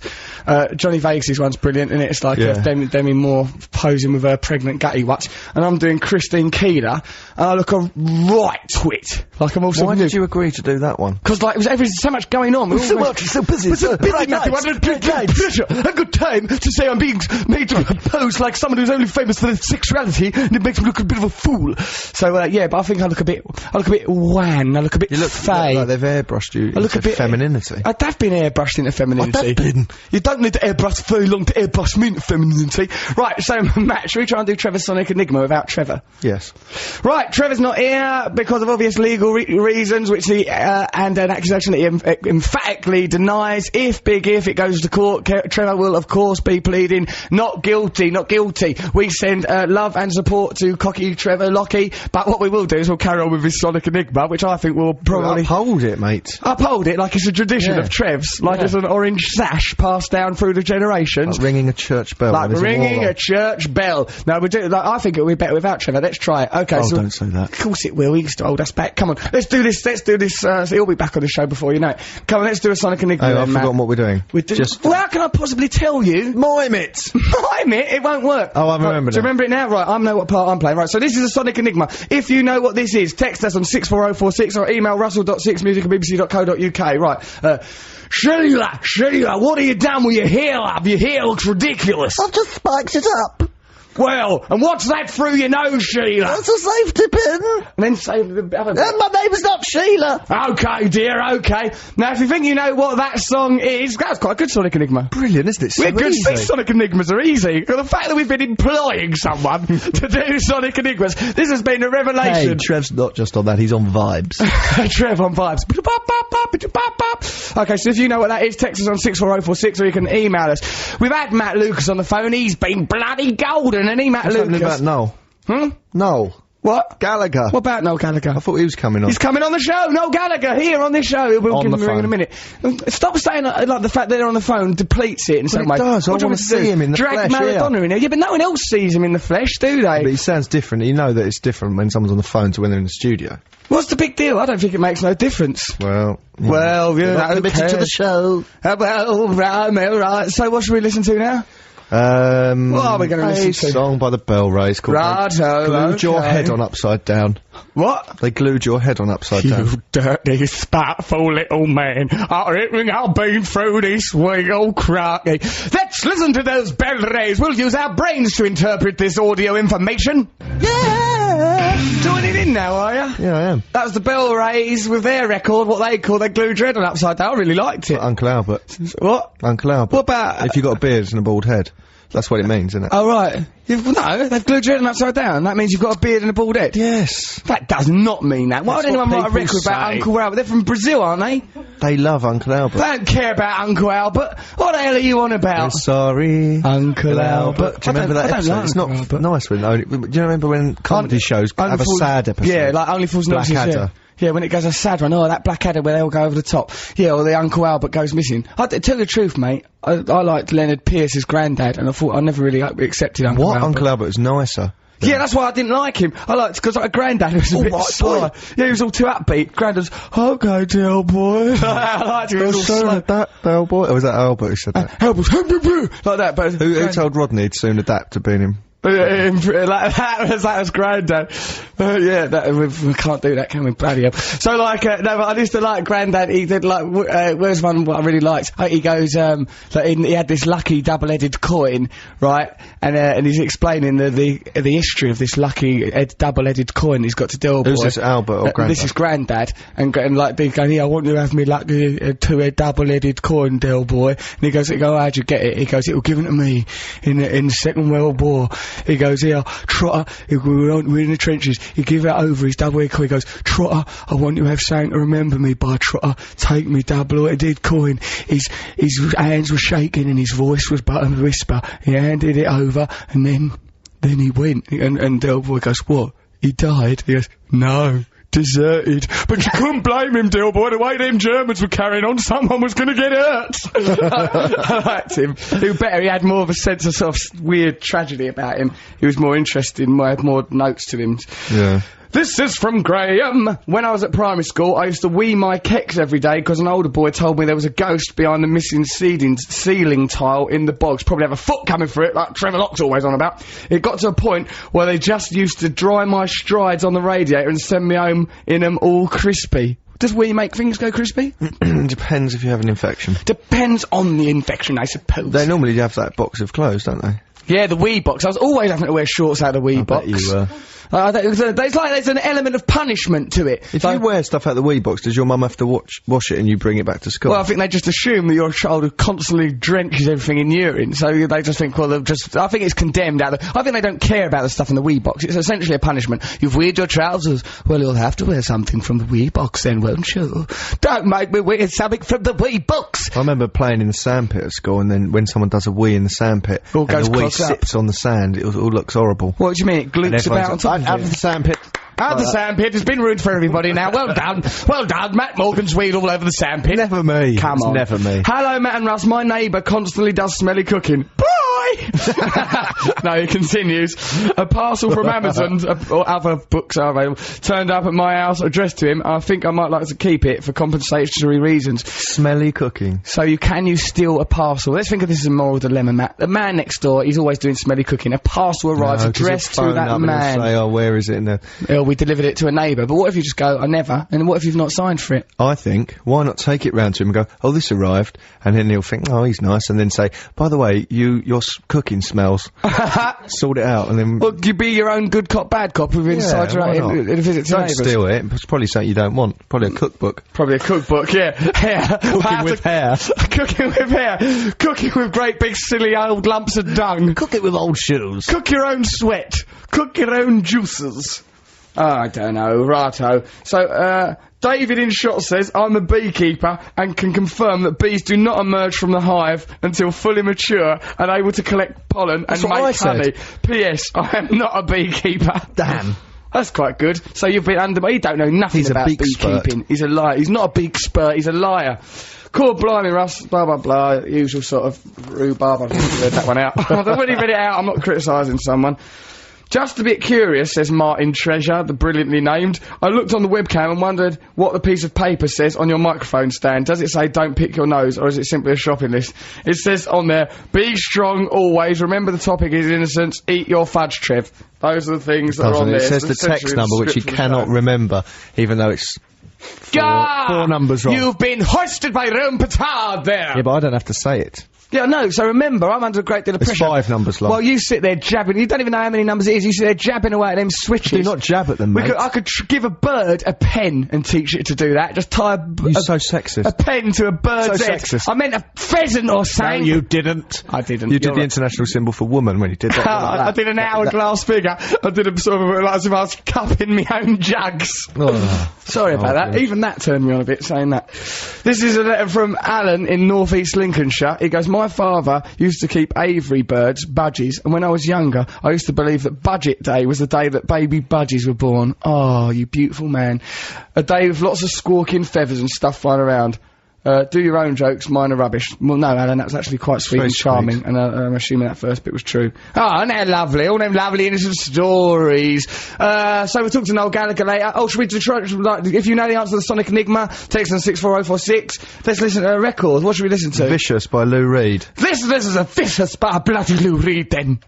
There's Lou Reed with Vicious. I enjoyed it. Did you enjoy it, Mafu? I really like that song. It's nice, wasn't it? Exciting to listen to Lou Reed. The Sonic Enigma was great this week. I'm still fairly clueless. Is it perhaps Jamie T with Sheila? If not, can I come down anyway? Where's the winner from last week? Oh, we were somewhere else, weren't we? I was pre-recorded. Well, so there ain't no winner? No. Oh, no winner this week. Everybody loses in that respect. No, that ain't the right answer. Is that the right answer, Trev? No, No, he always goes, yeah, that's the right answer. Yeah, that's the right answer. Say something sarcastic, wouldn't he? Oh, I don't know, Trevor Locke. So, yeah, that's Sebastian in Manchester. No, that is not the right answer. Is it, Martin Treasure goes, is it Down Under by Men at Work? Or those Scottish accents? Bloody cheek. Them accents were brilliant, No, we because done. I didn't do Australian accent. Alright, I was doing an Australian accent. My motivation was different. Right, I was doing an Australian accent and it was actually very good. Wasn't it? That's not very good. You've never been there, have you? Don't just say that. rare that you meet someone who speaks in that ridiculous way. Yes, they do. I've "Oh, seen sons and daughters. Yeah, mate. Okay, mate. Oh, yeah, Talk mate, like alright, that, mate. so, okay, yeah, I'm They go, really happy. G'day, mate. Like that. G'day, copper. Their ancestors was criminals, so say was. Flying doctor. Yeah, well, I do know, maybe it's not that sophisticated. At least whenever as Australia's mentioned, I don't go, oh, when there once, following a pointless love experiment, then my brain fell apart and I had to come home again. One bit I fell in the water and was frightened and I nearly died. Don't make Like light some of my people do. painful experience. You like it. Hello, chaps. When I was a teenager... That's quite funny. Hello, chaps. This is from who? And this is from Barry. Yeah, but the text come in a mad mental order. It's very difficult to decipher. Hello, chaps. When I was a teenager, I pooed myself in a maths exam and managed to roll it into... Russell's just been sick out of his mouth. I just laughed, spit out of my mouth at this. Hello, chaps. When I was a teenager, I pooed myself in a maths exam and managed to roll it into a Malteser-sized ball with my buttock down Buttocks? my trouser. That's plural, surely. Buttocks, yeah. Yeah, I managed to roll it into a Malteser-sized ball with my buttocks. This person should work in the sex industry. Down my trouser leg and out onto the floor. This miraculous manoeuvre took up all my time, spent concentration to the detriment of my exam result. He should have given it in. Perhaps more than an innocent story from Barry. Yeah, Barry, you should have handed that over, mate. I'd like to talk to Barry. Haven't really done the questions, but look at this little guy. Look at this geometrical masterpiece that I've created. Just with my own anus and buttocks, I've created a perfect You can't sphere. do that. I mean, that's weird, isn't it? What's weird about that? Well, I can see that image with, like, the music from Ghost. You know, they're doing the clay scene. The claim scene from Ghost, but just two bum cheeks loving something into a Malteser shape. And then rolling it off down the thing. Also, he was a teenager and he pooed himself. I mean, why did he do that? There's a lot of questions. I want to talk to Barry on the phone. Let's get Barry up on the blower. Don't talk Let's to get him. Barry He's on a the maniac. phone. No, he's not a maniac. He needs assistance and help, and we've got to reach out to these people. I don't think if you do a Malteser-sized amount of poo, you've pooed yourself. I remember I was out in the park. I was like, Well, you haven't, have you? it's just like a bubble. It's just You like could've just left it there and it's carried on with your exam. It's like your brain, your bum's just done a fort. It's just a little fort bubble. I was out walking my dog once. He's my nan's second husband, Bert. He was really lovely. What, he was I a really dog? loved him. A lot of people at the wedding were disgusted, but we were all behind her. Nan, we said, if you want to marry a red setter, that's up to you, as long as you're happy. For God's sake, be careful when you put your lipstick on. Just make absolutely sure it is cosmetics. Bert was a human man. He used to work at Ford's. And why were you walking him on the common? I was with a dog and all. We had a dog. Toby the dog. My I'm dad's only dog. joking. My dad's dog that he bought and then abandoned and left my nan to look after. This great big Alsatian thing. Oh, that he abandoned. I've got issues with that. New catchphrase. We got catchphrases. We took our dog out, Toby, for a walk, me and Bert, and the dog done a whoopsie, right? And I just remember, it was making a lot of effort, right, the dog, to do this toilet, and then Bert went over. To do this toilet? Yeah. How old are you? to do this toilet. I've done a toilet. Done the toilet. Like, went over anyway. Look, we'll talk about Rambo in a minute. But, like, he done that toilet, and Bert went over and sort of peered over it and goes, oh, bloody hell, that's a lot of effort. He's only done a teaspoon's worth. Oh. Is it liquid? No, I was always interested in him using teaspoons worth as the measure. Like, you know, and just because it made me think of him ladling it out. And I just kind of liked that. Well, what a wonderful story. Isn't it beautiful, isn't it? It's got everything. There's thrills, there's chills. What a wonderful narrative. I think we've all learned something from that. So. I think it's one of the classic stories. It's a parable. It really is. It really is one of the classics. Fable. Trevor Lock, eat your fudge! This is a letter from James. Recently, my mate, who shall remain anonymous, was discussing how he thought chickens' eggs were fertilised. He told us how the chicken laid the egg. It was then that the job of a rooster to stick his genitals in a small hole he makes in the egg and deposit his male chicken fluids. It took a long while to convince him this was not the case, all in despite him being 16, thus proving innocence never dies. That would be a wonderful way for nature to work. That's less innocent than knowing how it is made. How do you mean less innocent? Well, innocent? Yeah, the rooster comes up. And comes Mr. Rooster. Drill for a penis. Drills a hole in the egg, then only then does he dump his muck into the shell. I think it's quite innocent. I like It's weird that we eat chickens, period. It's weird that we eat chickens, period. It's even weirder that you do it directly from a chicken's bumhole. Man's got to have a hobby. It's nice for you to have that. It keeps you busy, keeps you off the streets. This is, what is this from? Colin Dougal. Colin Dougal. No one uses their real names to text this show, do they? Do you think not? Colin Dougal. I don't know, it's not that weird, is it? Bit I used to know a fella called Hitler. When my friend and I were about 7 or 8 years old, we found a porn mag in our local park. We were a bit confused by what we found inside and innocently took it to my mate's dad for an explanation. He got a bit flustered, told us we shouldn't be looking at that kind of thing and threw it outside in the bin. About 10 minutes later, we went back to get it and it was gone. Again, thanks to childhood innocence, we couldn't work out where it had gone and never suspected the dad for a second. The dad only put it in that bin as a sort of little stopgap, like a customs area for a diseased rabid dog, then frantically ran upstairs with a porn mag found in the park. We can only assume that's speculation, of course. Do you remember when you were given the chat about sex by your dad? Were you ever given that? Well, no. I mean, I was 16 years old, I slept with prostitutes in the same room as him. It was a bit redundant at that stage. Let me tell you about the birds and the bees. I'll be doing it with this prostitute, you do it with that one. Alright, okay. Well, all seems perfectly normal to me. So, what better way to learn? Practical. Is it? Yeah. So, well, how was your birds and bees chat? My dad was putting a quilt on the bed and he goes, oh, could you come and help me put this quilt on the bed? And then he told me this thing which terrified me. Go on. He goes, it's basically, you'll get excited, then it's a bit like pumping up jelly. Pumping up jelly? I was terrified after that. I bet he had no trousers and pants on. I knew how babies were made. I knew everything there was to How them. old were you? Probably about 12 or 13. 12 or 13. It's weird, isn't it? That My mum had made it and said, oh, you better go and do Go that. and take Matthew upstairs. He's acting weird. He's paying the girl next door to show her, Harris. We can't keep an half pee in an ashtray for 5 seconds without that head scurrying out into the garden. Let's do the Sonic Enigma again. Right. Okay. This is the Sonic Enigma. It's a Sonic Enigma. If you know the number, not the... I can't remember what voice I did. Don't matter. Just change it. All right. As long as I'm like, hey, have fun with it, Matt, yeah? As long as we remember the basic Maybe we idea. should swap.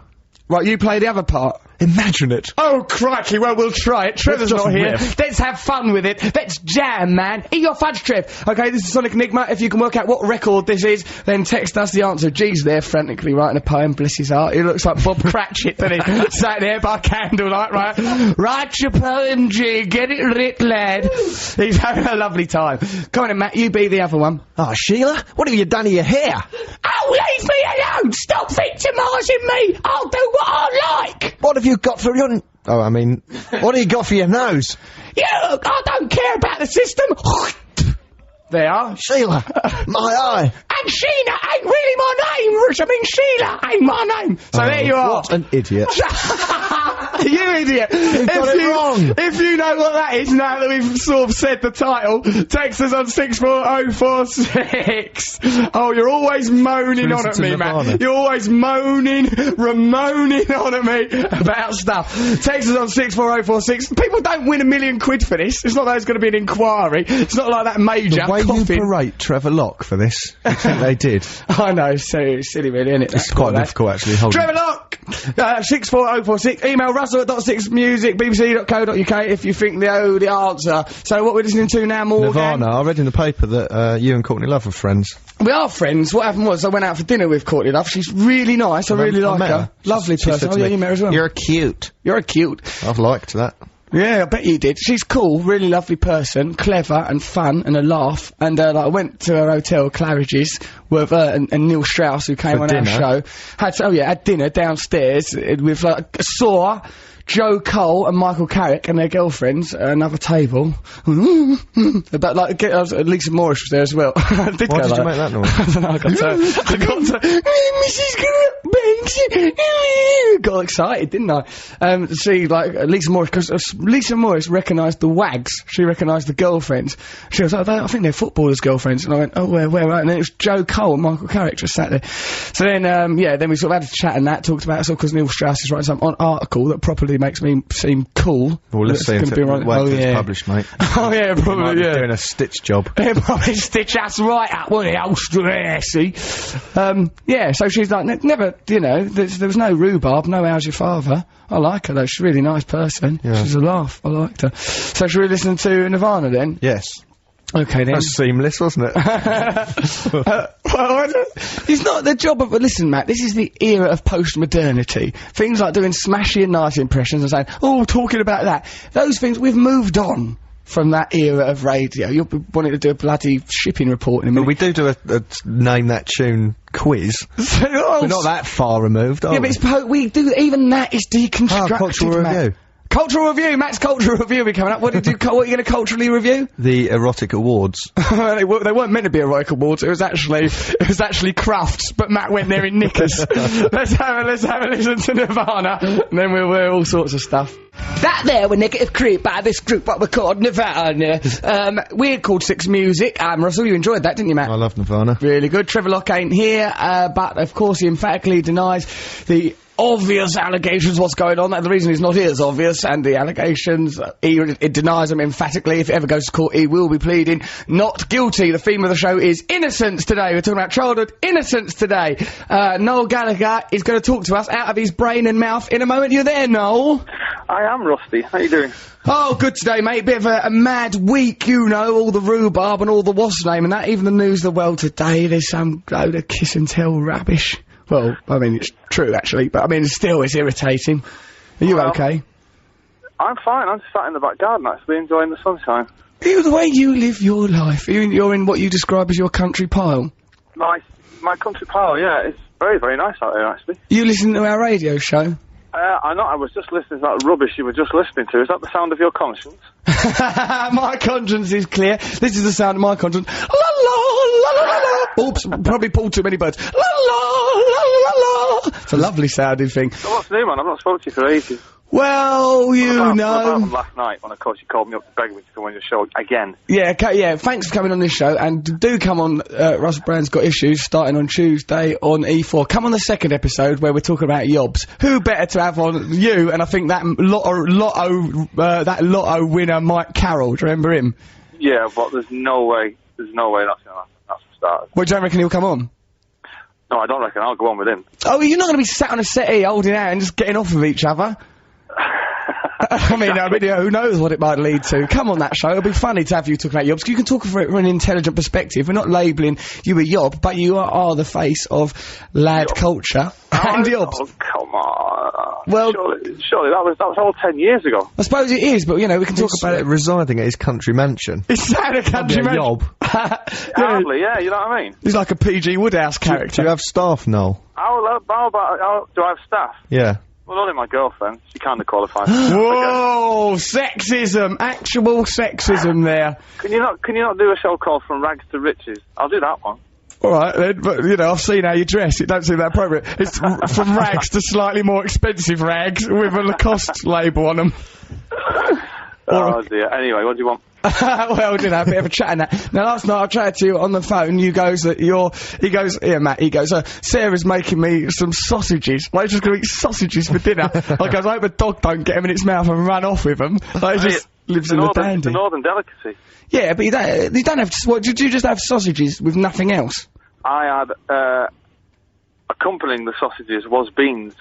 And then you won't come on a yob programme. You sit around in a mansion, stuffing yourself with beans and sausages. Qualify me as a yob, does it? You might as well have had a cow pie, eaten off of Softy Walter's back. We only do cow pie on Friday round here. Cow pie Friday. Have you got stories about, like, childhood innocence and that? We're talking about innocence, childhood innocence and stuff. Innocent, well, childhood in itself is innocence, isn't it? You know what I mean? I think once you leave school and get involved with dirty people is when you become, tainted. Tainted, yeah. Yeah. School's a very innocent time, isn't it? Because you don't know no better. What about you? I bet you, whenever I see pictures, you know, sometimes they publish pictures of you as a child, you look like you're a right little lout.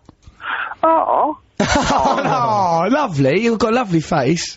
Nice. Nice you are. That's the face of impending genius, that is. It was. Yeah. As it turned out you were a genius. Fair enough, Yeah. I'm not disputing that. I've achieved magnificent things. My most innocent times was going to Ireland to visit my grandma in the Greek holidays and spending 6 weeks in Ireland, and all kind of my uncles lived on farms and stuff like that, so. Was it all rural? It was all rural. It wasn't quite the same as Five on the Railway Children, but it was getting there, you know what I mean? Yeah, fair enough. Did you... In an extremely working class sense, I mean, I might add. Oh yeah, I'm not doubting that. I'm not imagining that you went off to some lovely country mansion like you do now, stuffing your sausages, resting your feet on some poor bedraggled butler's back. So, them farms, did they have anything there for you to muck around with, chickens or something? Well, steady on. Easy. I do remember vividly when they used to bring home the hay, right, and put them in these big barns, and me and our kid and my other brother Paul and my cousins our job was to get up in the rafters and jump down and kind of squash down the hay so they could get more hay in. Oh, it sounds very, very far removed from people's image of me, but... It does. You sound like some Huckleberry Finn bumpkin twit, you and Liam jumping about on a raft. Yeah, but look where it goes. I know, it's all paid off. Go on. And what did your childhood do for you? Dandy pants. It's warped me into a weirdo, isn't it? But like, you know, it's worked out quite well. Yeah, you've peaked to getting best dressed man at GQ, is that it? Yes! What a triumph! That's nothing, and I'm a comedian, it's nothing, even my job's nothing to do with what I wear, and they're throwing accolades at me. What other buffoons are in that character if you're the best dressed? That's what I don't know. Yeah, Wurzel Gummidge was up for one, Cat Weasel missed out narrowly. That bloke from Raised Light. He struggled. Yeah, I think it's good. I think I deserve an award going around in these trousers. It's a bloody miracle I've got this far. Man, you've got actual awards for what you actually do, which is... Yeah, time out. Funny, aren't you? So that's all right then. Comedian of the Year. Yeah, I reckon I'll get more awards and stuff, won't I? I'd have thought so. If your advert for your tours anything to go, well, you should get an award for that. Sure, it's good, isn't it? Have you seen that then? You like it? Yeah. It's pretty funny. I was quite shocked. Well, there you are. Come on to that show as well, shouldn't... It'd be a shame if you didn't. To what show? Your stand-up thing? Yeah, come on that... No, the Got Issues programme. Come on to the Yob No, episode. I'm gonna go... I'm not going on the Yob one, though. It's not as if you're being tainted as a Yob. It ain't gonna be a show where Yobs run around yobbing about. It's gonna say in the newspapers... 9 o'clock, Russell Brand's got issues with some idiot who won the lottery, and it's about Yobs and that fella out of a way. It's not good. Like, do you know what I mean? But we've got a cultural idea of you now. More people are not going to watch it than are going to watch it, so they're going to think, oh, that idiot's banging on about being a Yob. I'm not going on it. Do another one. Stop being such a... What do you want about, foppish nufters or something? An episode about people who've forgotten their roots. Let's have an episode about... That kind of thing. Rags to riches. Rags to riches. Alright, well, we'll invent an episode called Noel Gallagher's Ego. I think we're doing a documentary about you as well. Who is? Our production company. I think we're in negotiation. Yeah, I think we're doing an Oasis documentary to coincide with the release of your best hits. What's that called? Where did it all go wrong? Yeah, called, Lazy Derivative Tribute Band, Overrated Billionaires Now. Hey, I'm joking! If only we was billionaires. I love you, I love your music. So yeah, we're making a documentary about you, that'd be good. I'll have to do interviews with you and stuff and hang around with you. Brilliant. Come out here and see how I live my life at the weekend. It's brilliant. I want to. Oh, Yeah, I you reckon should that- do. You could have come to our party last week, but you was in Edinburgh. Yes. You're doing the Fringe or whatever it was you was doing. Yeah, doing stand-up comedy. It was, How did it go? It was good. well, yeah, it was good, sold out gigs, it went brilliant, fantastic time, had a great time until, you know, other than all the madness that's ensued, but that'll be cleared up before too long. It was great. And, yeah, now we're going on the tour. I'm gonna be performing in Manchester, so much to answer for. I hope you're gonna come along to some of these gigs, and I hope you'll come along to the launch of the DVD, which I think is at the Shepherd's Bush Empire, 8th or 9th I've got to October. go to the Shepherd's Bush one, definitely, because I'm going to be around for that. And of course we're still doing this thing for your junkie mates at Yeah. whatever it is. I'm looking forward to that, actually. I've been working out a wicked set, man. Really? What are you Yeah. gonna do, do you know? I'm going to do a reggae sci-fi piece in 3 parts that I've entitled. The first part is called Jawa. Wow. This The second part is called The Emperor Smokes Black. Wow. And the third piece is called Return of the Dread-Eye. This sounds like the best sci-fi reggae musical compilation I've ever even heard of. Yeah, but you wait till you hear it on acoustic lute. My God, truly you are a genius, Noel Gallagher. Oh, it's not just you saying that, Rusty. It's not just me saying that. As people all over the world are chorusing that legend. People all over Burnage. All over Burnage. They're shouting their mouths off. They can't get enough of you. Alright then, so I suppose we better get on with the show. But thanks very much for contributing as always. I'll give you a ring to sort out these other matters. Hey, did you ever have that discussion about religion up in Edinburgh? I bet you didn't, did you? No, we didn't, Noel, because it was contentious and dangerous. Trevor and did that bit of stand-up about it, didn't he? Oh yeah, Trevor did do that. Trevor did do a bit of stand-up about religion. It was good. It was good. He Went reached down well. some important conclusions, like Which Trevor one? Locke shouldn't be doing stand-up comedy. It was the main thing we reached. Before he'd got no place up on that stage. No, he was really funny. He was good. He just went, oh, religion, oh, ants, oh, like ants. Do you think that ants believe in the gardener? Some ants think the gardener is malevolent. Some ants think that the gardener is indifferent. And it just went on about saying that ants are like, Did he bring up the issue of dinosaurs and the Bible? He did not bring up that dinosaurs and But the you've got Bible. to start every lecture about religion. You've got to start it like that. So before we go any further, dinosaurs about you decide right then. Yeah, but the Now, Bible doesn't talk about loads of things. What's all that about? Well, they don't know the Bible. The book is a parable, Noel. You know, you and I know this. Yeah. And, just because it don't mention dinosaurs, perhaps it just weren't about dinosaurs. Why would they have to go? Anyway, it did say, in Genesis, it said that there was a time when giants, populated the earth. So perhaps that means dinosaurs. No, they mean actual giants. You don't know about that. What's standing on the shoulders of giants? Is that what I need? Definitely. Maybe. Hey, come on. I tell you what, man. People would think that's the earth, wouldn't they? Yeah. Seamless. We're like a musical double act. It's fantastic. Listen, Noel, I've got Except you're not musical. yeah, well, fair enough, you spiteful, vindictive man. Alright, so then, we've got to listen to the news now, Noel. Thank you very much for coming on our programme. You're a lovely man. Have you got a message of support for Cocky Trevor Lockie? Oh, just hang in there, Trevor. Fight the power. Fight the power, Trevor, it'll soon pass. Okay, Noel, thanks for coming on, mate. Take it easy. Speak to you soon. See you later, Matt. Cheers, Bye. mate. See you But later. I'll have to say Bye. a point, boy. Bye. Bye. Off he goes. There goes the best damn musician this country's ever had. Oh, I'd follow him to the ends of the earth, I would you, Matt? Yes. Yes. It'll be good when we make that documentary about him. Let's stitch him right up. So, I'll hear a couple of mucks from Manchester. That band fell apart the day Bonehead left. Okay, so let's go to the news. But first we'll have a little track before that news. Matt, could you even countenance the idea of listening to news before we'd heard Larkin Love? Larkin Love. I don't know a Larkin Love. The poet Philip Larkin sitting alone in a library in Coventry, interfering with himself, worrying about vicars and marriages. Pop Larkin. What about, right, let me tell you this anecdote about Phil Larkin. It seems like you're saying that I make the show too lowbrow, right? Martin Amos said this story about, he saw Philip Larkin talking to his dad once across the room, thought, oh God, Philip Larkin and my dad, both brilliant writers, Philip Larkin is a great poet, they'll be talking about something really important and really interesting, went and shuffled over, and Philip Larkin was just going, my gas bill's terrible, I don't think I'm gonna pay it, I don't know how they can justify it. He's one of the greatest poets that ever lived, all he worried about was his gas bill. Right, actually, there is gonna be no Larkin Love now, because we've talked a bit about Larkin. Little story. It was a good story, it was highbrow, it was culture, it was exciting, it had it all. So why don't we now listen to a little show called The News. Larkin Love, that is Larry. Annie, who cares? Here's Annie, good name for a song. So, Mafu. Yes? What's this programme we're doing? Six Music? Yeah. Russell Brand Radio Show, 6 Music. Yes. Trevor Lock ain't here, obvious reasons. Of course, he entirely refutes the allegations, emphatically, in fact, and if it goes to court, he will be pleading not guilty, not guilty.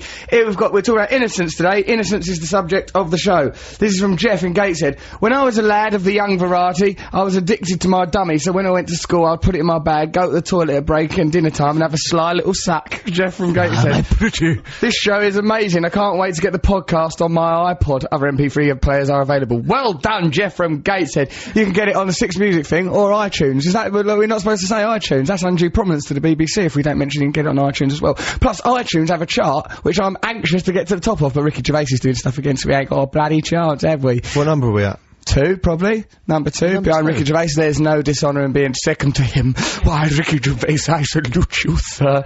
Carl Pilkington, on the other hand. Oh, now there's a character below me. So, I listen to this. This is from Dan Brown. Presumably not Da Vinci Right, Dan. yeah. Might be. We don't know. He's a keen listener. He's a keen listener. He'll probably come up with some conspiracy hokum about the show. Hi, Russ and Matt. When I was at primary school, Prince Charles came down to Canvey. Oh, they're in Canvey Island. Oh. I came down to Canvey to open a youth club. That's a bit, did he? Prince Charles go to Sounds a Canvey little bit Island to open a far-fetched. youth club? That's not true. Right, when I was at primary school, Prince Charles come down to Canvey to open a youth club, and there was a huge picture of me and my mate Dave in a local paper, shaking his hand, and a quote of the question which he asked me, "What are you doing in school today?" To which I replied, "I don't know, might have a sleep." I was only 6. A year later, Diana died, and I found out who he was. Dan Brown. Oh, poor old Dan. What? Well, he didn't know who it was, he just thought it was some bloke turning up at his school opening things up, I don't know.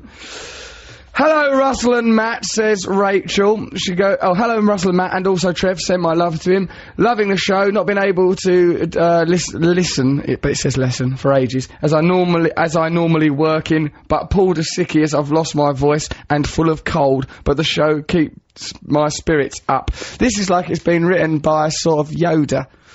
When I was 6, my dad told me that corned beef was made of horse while I was in the middle of my mum's lovely corned beef hash. I broke down in tears and spent all day in my room as I was horrified at the thought of eating an horse. I did not eat corned beef for years after. Big hugs, Rachel. Well, there you are. You know, it's got the word beef in the title, Rachel. Your dad misled you. But in a way, I feel nothing but disgust at that. No, Rachel, you're an adorable child. Well, you're a human adult now. When I was expelled from art college, Yes, she told Matthew, me, you were very rebellious. We all know how rebellious you are. she said, "Do you realise how serious this is?" And someone had written on the wall behind her, "Dan's nan has got corned beef legs." Right? I just couldn't stop laughing at it. I knew how serious trouble I was in, what serious trouble I was in. I was going, "Why are you smiling? Do you really think this is funny?" And it exacerbated the thing, and I couldn't stop laughing So at it. thinking about Dan's Yeah, nan's you're not corned really beef like- legs. I wonder if Dan's nan did have corned beef legs. Why did you start beatboxing? Who are you, Killer Keller? I can do you beatboxing. think you're good at yeah, it, don't you? I do, yeah. And actually, Killer Keller once told me that I was good, so there you are. I've had an endorsement from him. Did I bet he patted you on the head and said it. He did, actually. Yes, you are good now. Get out of my garden. He did say that. We shouldn't say that because that was once subject to a bit of confusion. actually. winner. Sonic Enigma, normally called Trevor Lock's Sonic Enigma. Let's call it that way. It's Trevor's Sonic Enigma. Today it's about Trevor. Now let's have one last go at it, then we'll get the do we person have that's to? won on the phone. Well, they've got a winner. I know we have got a winner. Hang on, we've got a caller who might be a winner. Maybe he'll win. We don't know. Hold on, there's a text message here. It's from Lona. Is it Sheila Take a Bow by the Smiths? Is it, Matt? Hang on, let me think. No. No, it's not that. Right, so okay, let's do one last go at it. I'll be the Australian this time. Hey, Sheena, why have you got all your hair spiked up and why have you got a safety pin through your nose and there? Because I hate the country. So anyway, let's see if this person on the line knows who it is. Hello, Lee, you there? Hello, I'm here. Lee, you were very patient there. We kept you on this, waiting there, hanging for a problem while. at all. How are you enjoying the show, mate? I love it. Thanks very much. Where are you? You sound like you're in an echoey antechamber.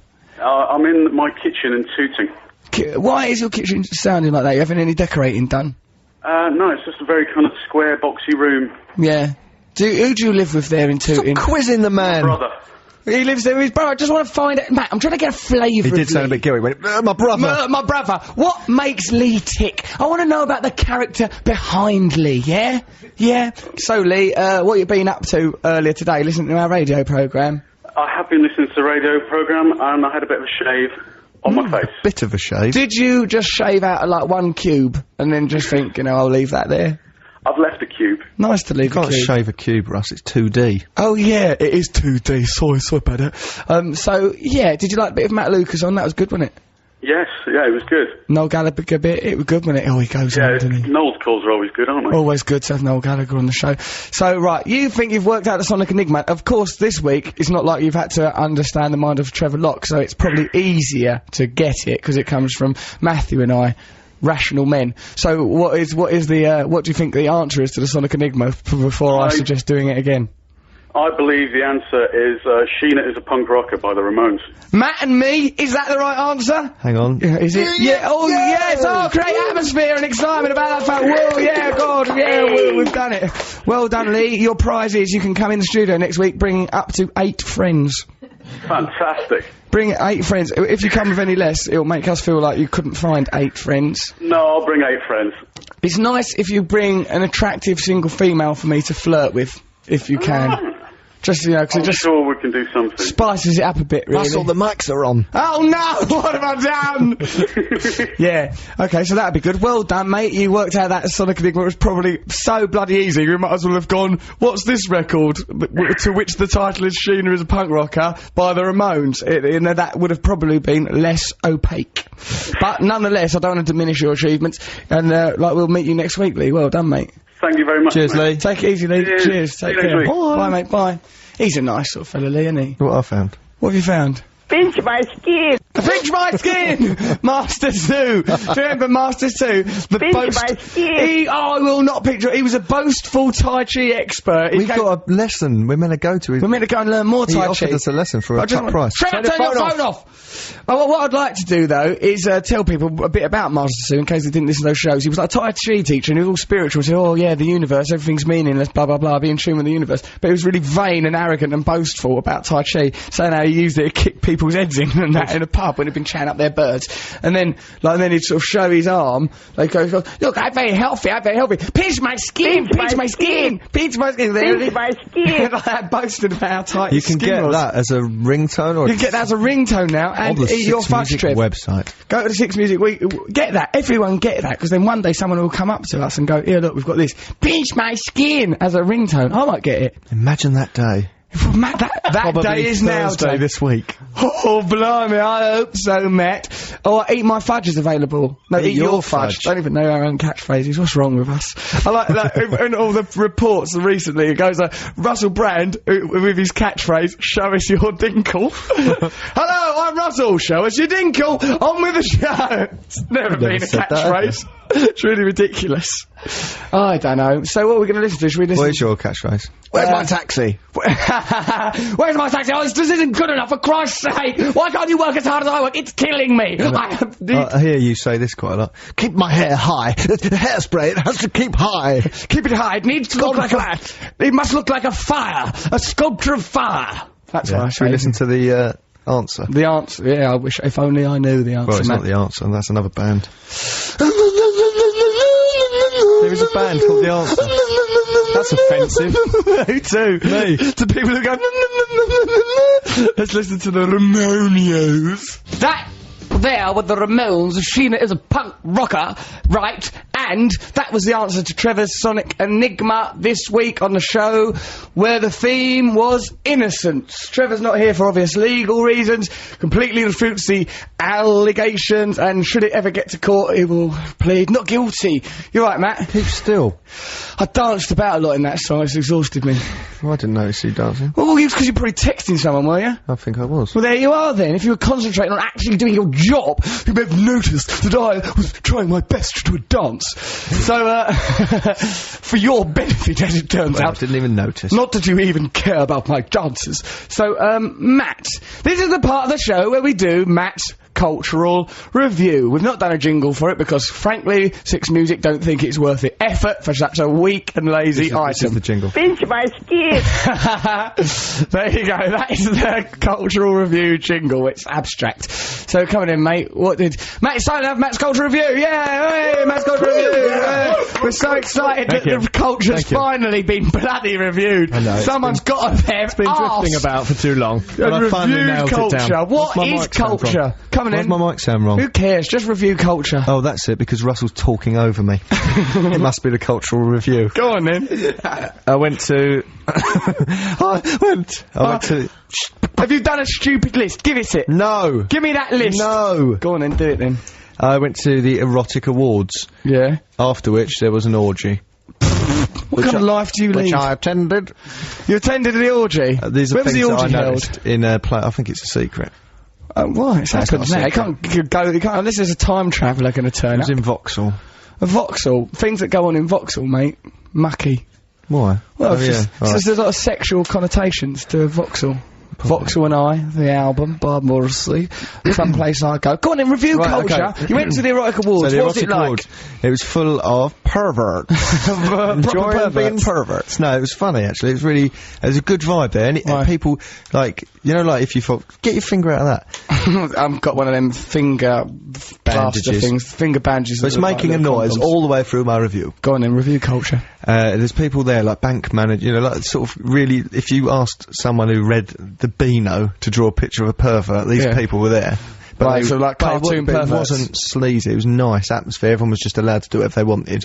What Right. like? Well, the first bit was an awards show. Yeah. There was good What things. sort of There was categories were there? burlesque, dancing, sex worker of the year, things like that. Sex worker of the year? What for a Frosty Bill? Stuff about artists, like Who photography. got sex worker of the year? A prostitute of some kind? No. What do you do? Like, those rates are very reasonable, and what a magnificent work you've done. The hygiene's incredible. Congratulations. Something like that. It was like that. There was people there who were like bank manager dressed as schoolgirl. There was all sorts of rubber and weird things. There was a bloke Yeah. who laid on the floor with a sign around his neck saying, "Women in high heels trample me, treat me really badly." Right, Was he sort of- saying that as a complaint or as an encouragement? as an encouragement? This is always happening. Yeah. Women on high heels, they think of the time as a He staircase. wasn't spreading word of his plight. People have treated me very badly. Very badly, I've been treated No, listen, up and right, down my legs. And he was sort of like positioned in front of the bar, and I saw he was a huge man, and the woman said to him, "Oh, you can't go there, it's a fire hazard, you have to move." And so he had to keep moving, and he was on Well, a he ramp. shuffled off to be trampled on somewhere He's on a- else. yeah. He probably, that turned him on though, because he likes being treated badly. Oi,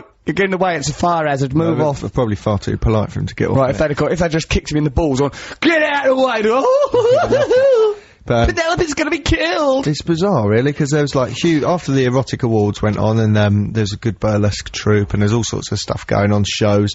And then sort of there's like a room where everyone's just having sex, and you can watch it through these little. You can watch holes. people having it off. Absolutely. Mucky, G, what are you, Brilliant. G, the poet laureate of the shows here? You nodding, you've been to things like that, haven't you? Yeah, I remember one time I went to this place and there was this guy and he designed some weird chair that you could like be strapped into. Yeah, there's And, stuff like that there. He was like a proper scientist, right? And so Proper scientist. What a breakthrough! I was going to work on a cure for cancer, but now we've got the bumming throne. he says that, like, oh, it takes this amount of weight. It can take this, you can fold it up. You can deconstruct it. But he was dressed up as like some old executioner, and he goes, "I am the dungeon wasn't a proper master. scientist, I'm mate. the dungeon master. I'll take you to different realms of fantasy within your mind." Yeah, see, I, the there was a lot of that dungeon stuff going on, and you master. sort of think, "Oh, come on, everyone!" There's people being spanked, people being electrocuted, people Being electrocuted. being touched up through rubber walls. Yeah, you told me you liked that bit. That was all right. That bit. go, there's a Actually, rubber wall, because you it was a could bit touch someone hidden. up. It was a bit hidden. You yeah. like the anonymity, did you? Yeah, I didn't get involved. You belonged anything, in by that the way. place, you perv. I didn't. I just walked around. Do you know what? Go on. You'll never feel lonelier than walking around at an orgy on your own. I know, mate. I've been there, mate. But it wasn't like that sort of orgy that you once attended in a house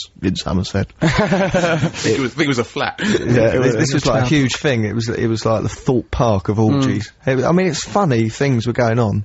Alton Weird. Towers, Porno Towers, Alton Towers, Disneyland. I'm trying to think of a good name for Yeah, a you're theme park thinking orgy. aloud, actually. Oh, sorry, I Don't know do. if you realised. I do that sometimes. There's so many voices in my head, I just don't know which ones I'll to tell you decipher what, out. there was sex shows which were like porn, the sort of thing you'd get emailed and go, blimey, awful thing. Chessington World of Sex Ventures. Well done. Right? But you watch it and that's normal because you've seen it on the internet, but you can smell it. You can smell Smell the lube and smell the rubber and... off-putting. Oh. Yeah. The thing is, right, Worse than Edinburgh, the smell is. if I'm in Edinburgh's a lovely city. Whenever I'm in like a situation that's meant to be heightened sexually, it awakens in me a sense of sort of innocence and feeling of like oh, I don't want to be involved in this. Yeah, it makes you back Makes me off. feel like all spiritually alive. Whereas if I'm in somewhere like a library, I go, bloody Exactly. hell, It's might not- want to it's- snog. I've never been somewhere less erotic. Yeah. It's the least erotic place you've ever Yeah, been. because it's everyone's doing it, it's all forced, and you know, everyone's getting into it who are into it. But like, I just think there's one girl I fancied. I was still shy to walk up to her. You can't just Even go, in a pervert "Oh, I love fair." orgy," jump on her. You told me I liked it when you said there's some lads there, and then honestly, yeah. this will be good. No, like proper yobs, but they just had bras on. It was well funny. There's a group of like football lads, and they just they'd like gone, "What do perverts wear? Right, wear a bra, wear a Stick a skirt." bra on, And what? they stand there, and then the mic was too quiet at the erotic awards bit, and they went, "All right, turn it up." Turn the mics up, son! And I looked round, and there was Perverts here, try and have a listen! yobs in bras, not taking it seriously, trying to get laid. Yobs in bras. It's a nice name. But anyway, I felt all Perhaps lonely. I Noel went home. could call his next album that. I saw some things that made me feel very inadequate. What like? Dinkles that were Yeah, big? massive. Really? Yeah. I'd be interested, fascinated. I'd like to just flick it with a lolly stick. That's how it starts. Yeah, okay. But anyway, that's the cultural review of orgies. What a great cultural review, what a brilliant one day you'll be thought of like Samuel Pepys, Matt. You are a great diarist of our age. Brilliant, aren't I? You are, you have recorded things. Samuel Johnson. No, Samuel Pepys Pepys. diaries, Samuel Johnson dictionary writer. He's never going to write a dictionary, Matt. It'll just be words like bumhole, with him giggling, with his pen going up his own arm. Look at you, not knowing anything about mic technique. I know about mic technique, It's but like I a- like to have a little look around the world. There's people in other rooms, and sometimes I like to look at them. Like a little dog, and there's been a noise outside.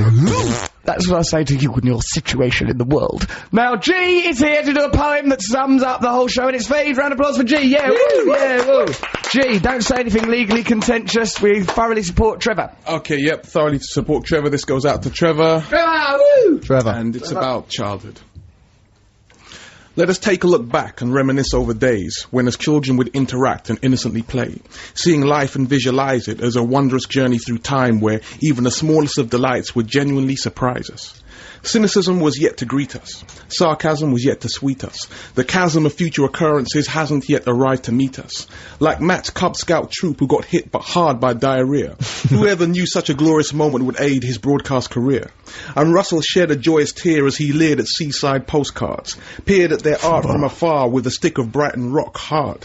Dirty devil! Though our childhood is long behind us, our innocence is still inside us. Reflective memories will always bind us to help us smile through life's unkindness. So, once the day is done and battles have been won, we look forward to more fun. So we'll be at home watching Wonder Woman as well. You'll probably find us. Yeah, nice one. You should do a compilation, G, of all them things one day. It'll be really, really, really, really, really, really, really, really, really, really, really, really good. Okay, so well done, G. Right, let's. The show's nearly about to end now, ain't it? We've had a magnificent show. Let's thank everybody that's been involved with this show. Trevor Locke, to whom we dedicated the show. Noel Gallagher, what a contribution. Thanks for your fantastic Matt. And Mr. Matt Lucas, you're wonderful. Me? Matt, you were bloody awful. I say that from the bottom of my heart. You hold me back. I can't wait to get you off the show. Then at last I'll be free to make proper radio. Listen to us next week. Hopefully things will be back to normal. Take care. What are we going to listen to now, Matty? This. Pinch my skin. Pinch my skin. It's T-Rex with Jeep Star.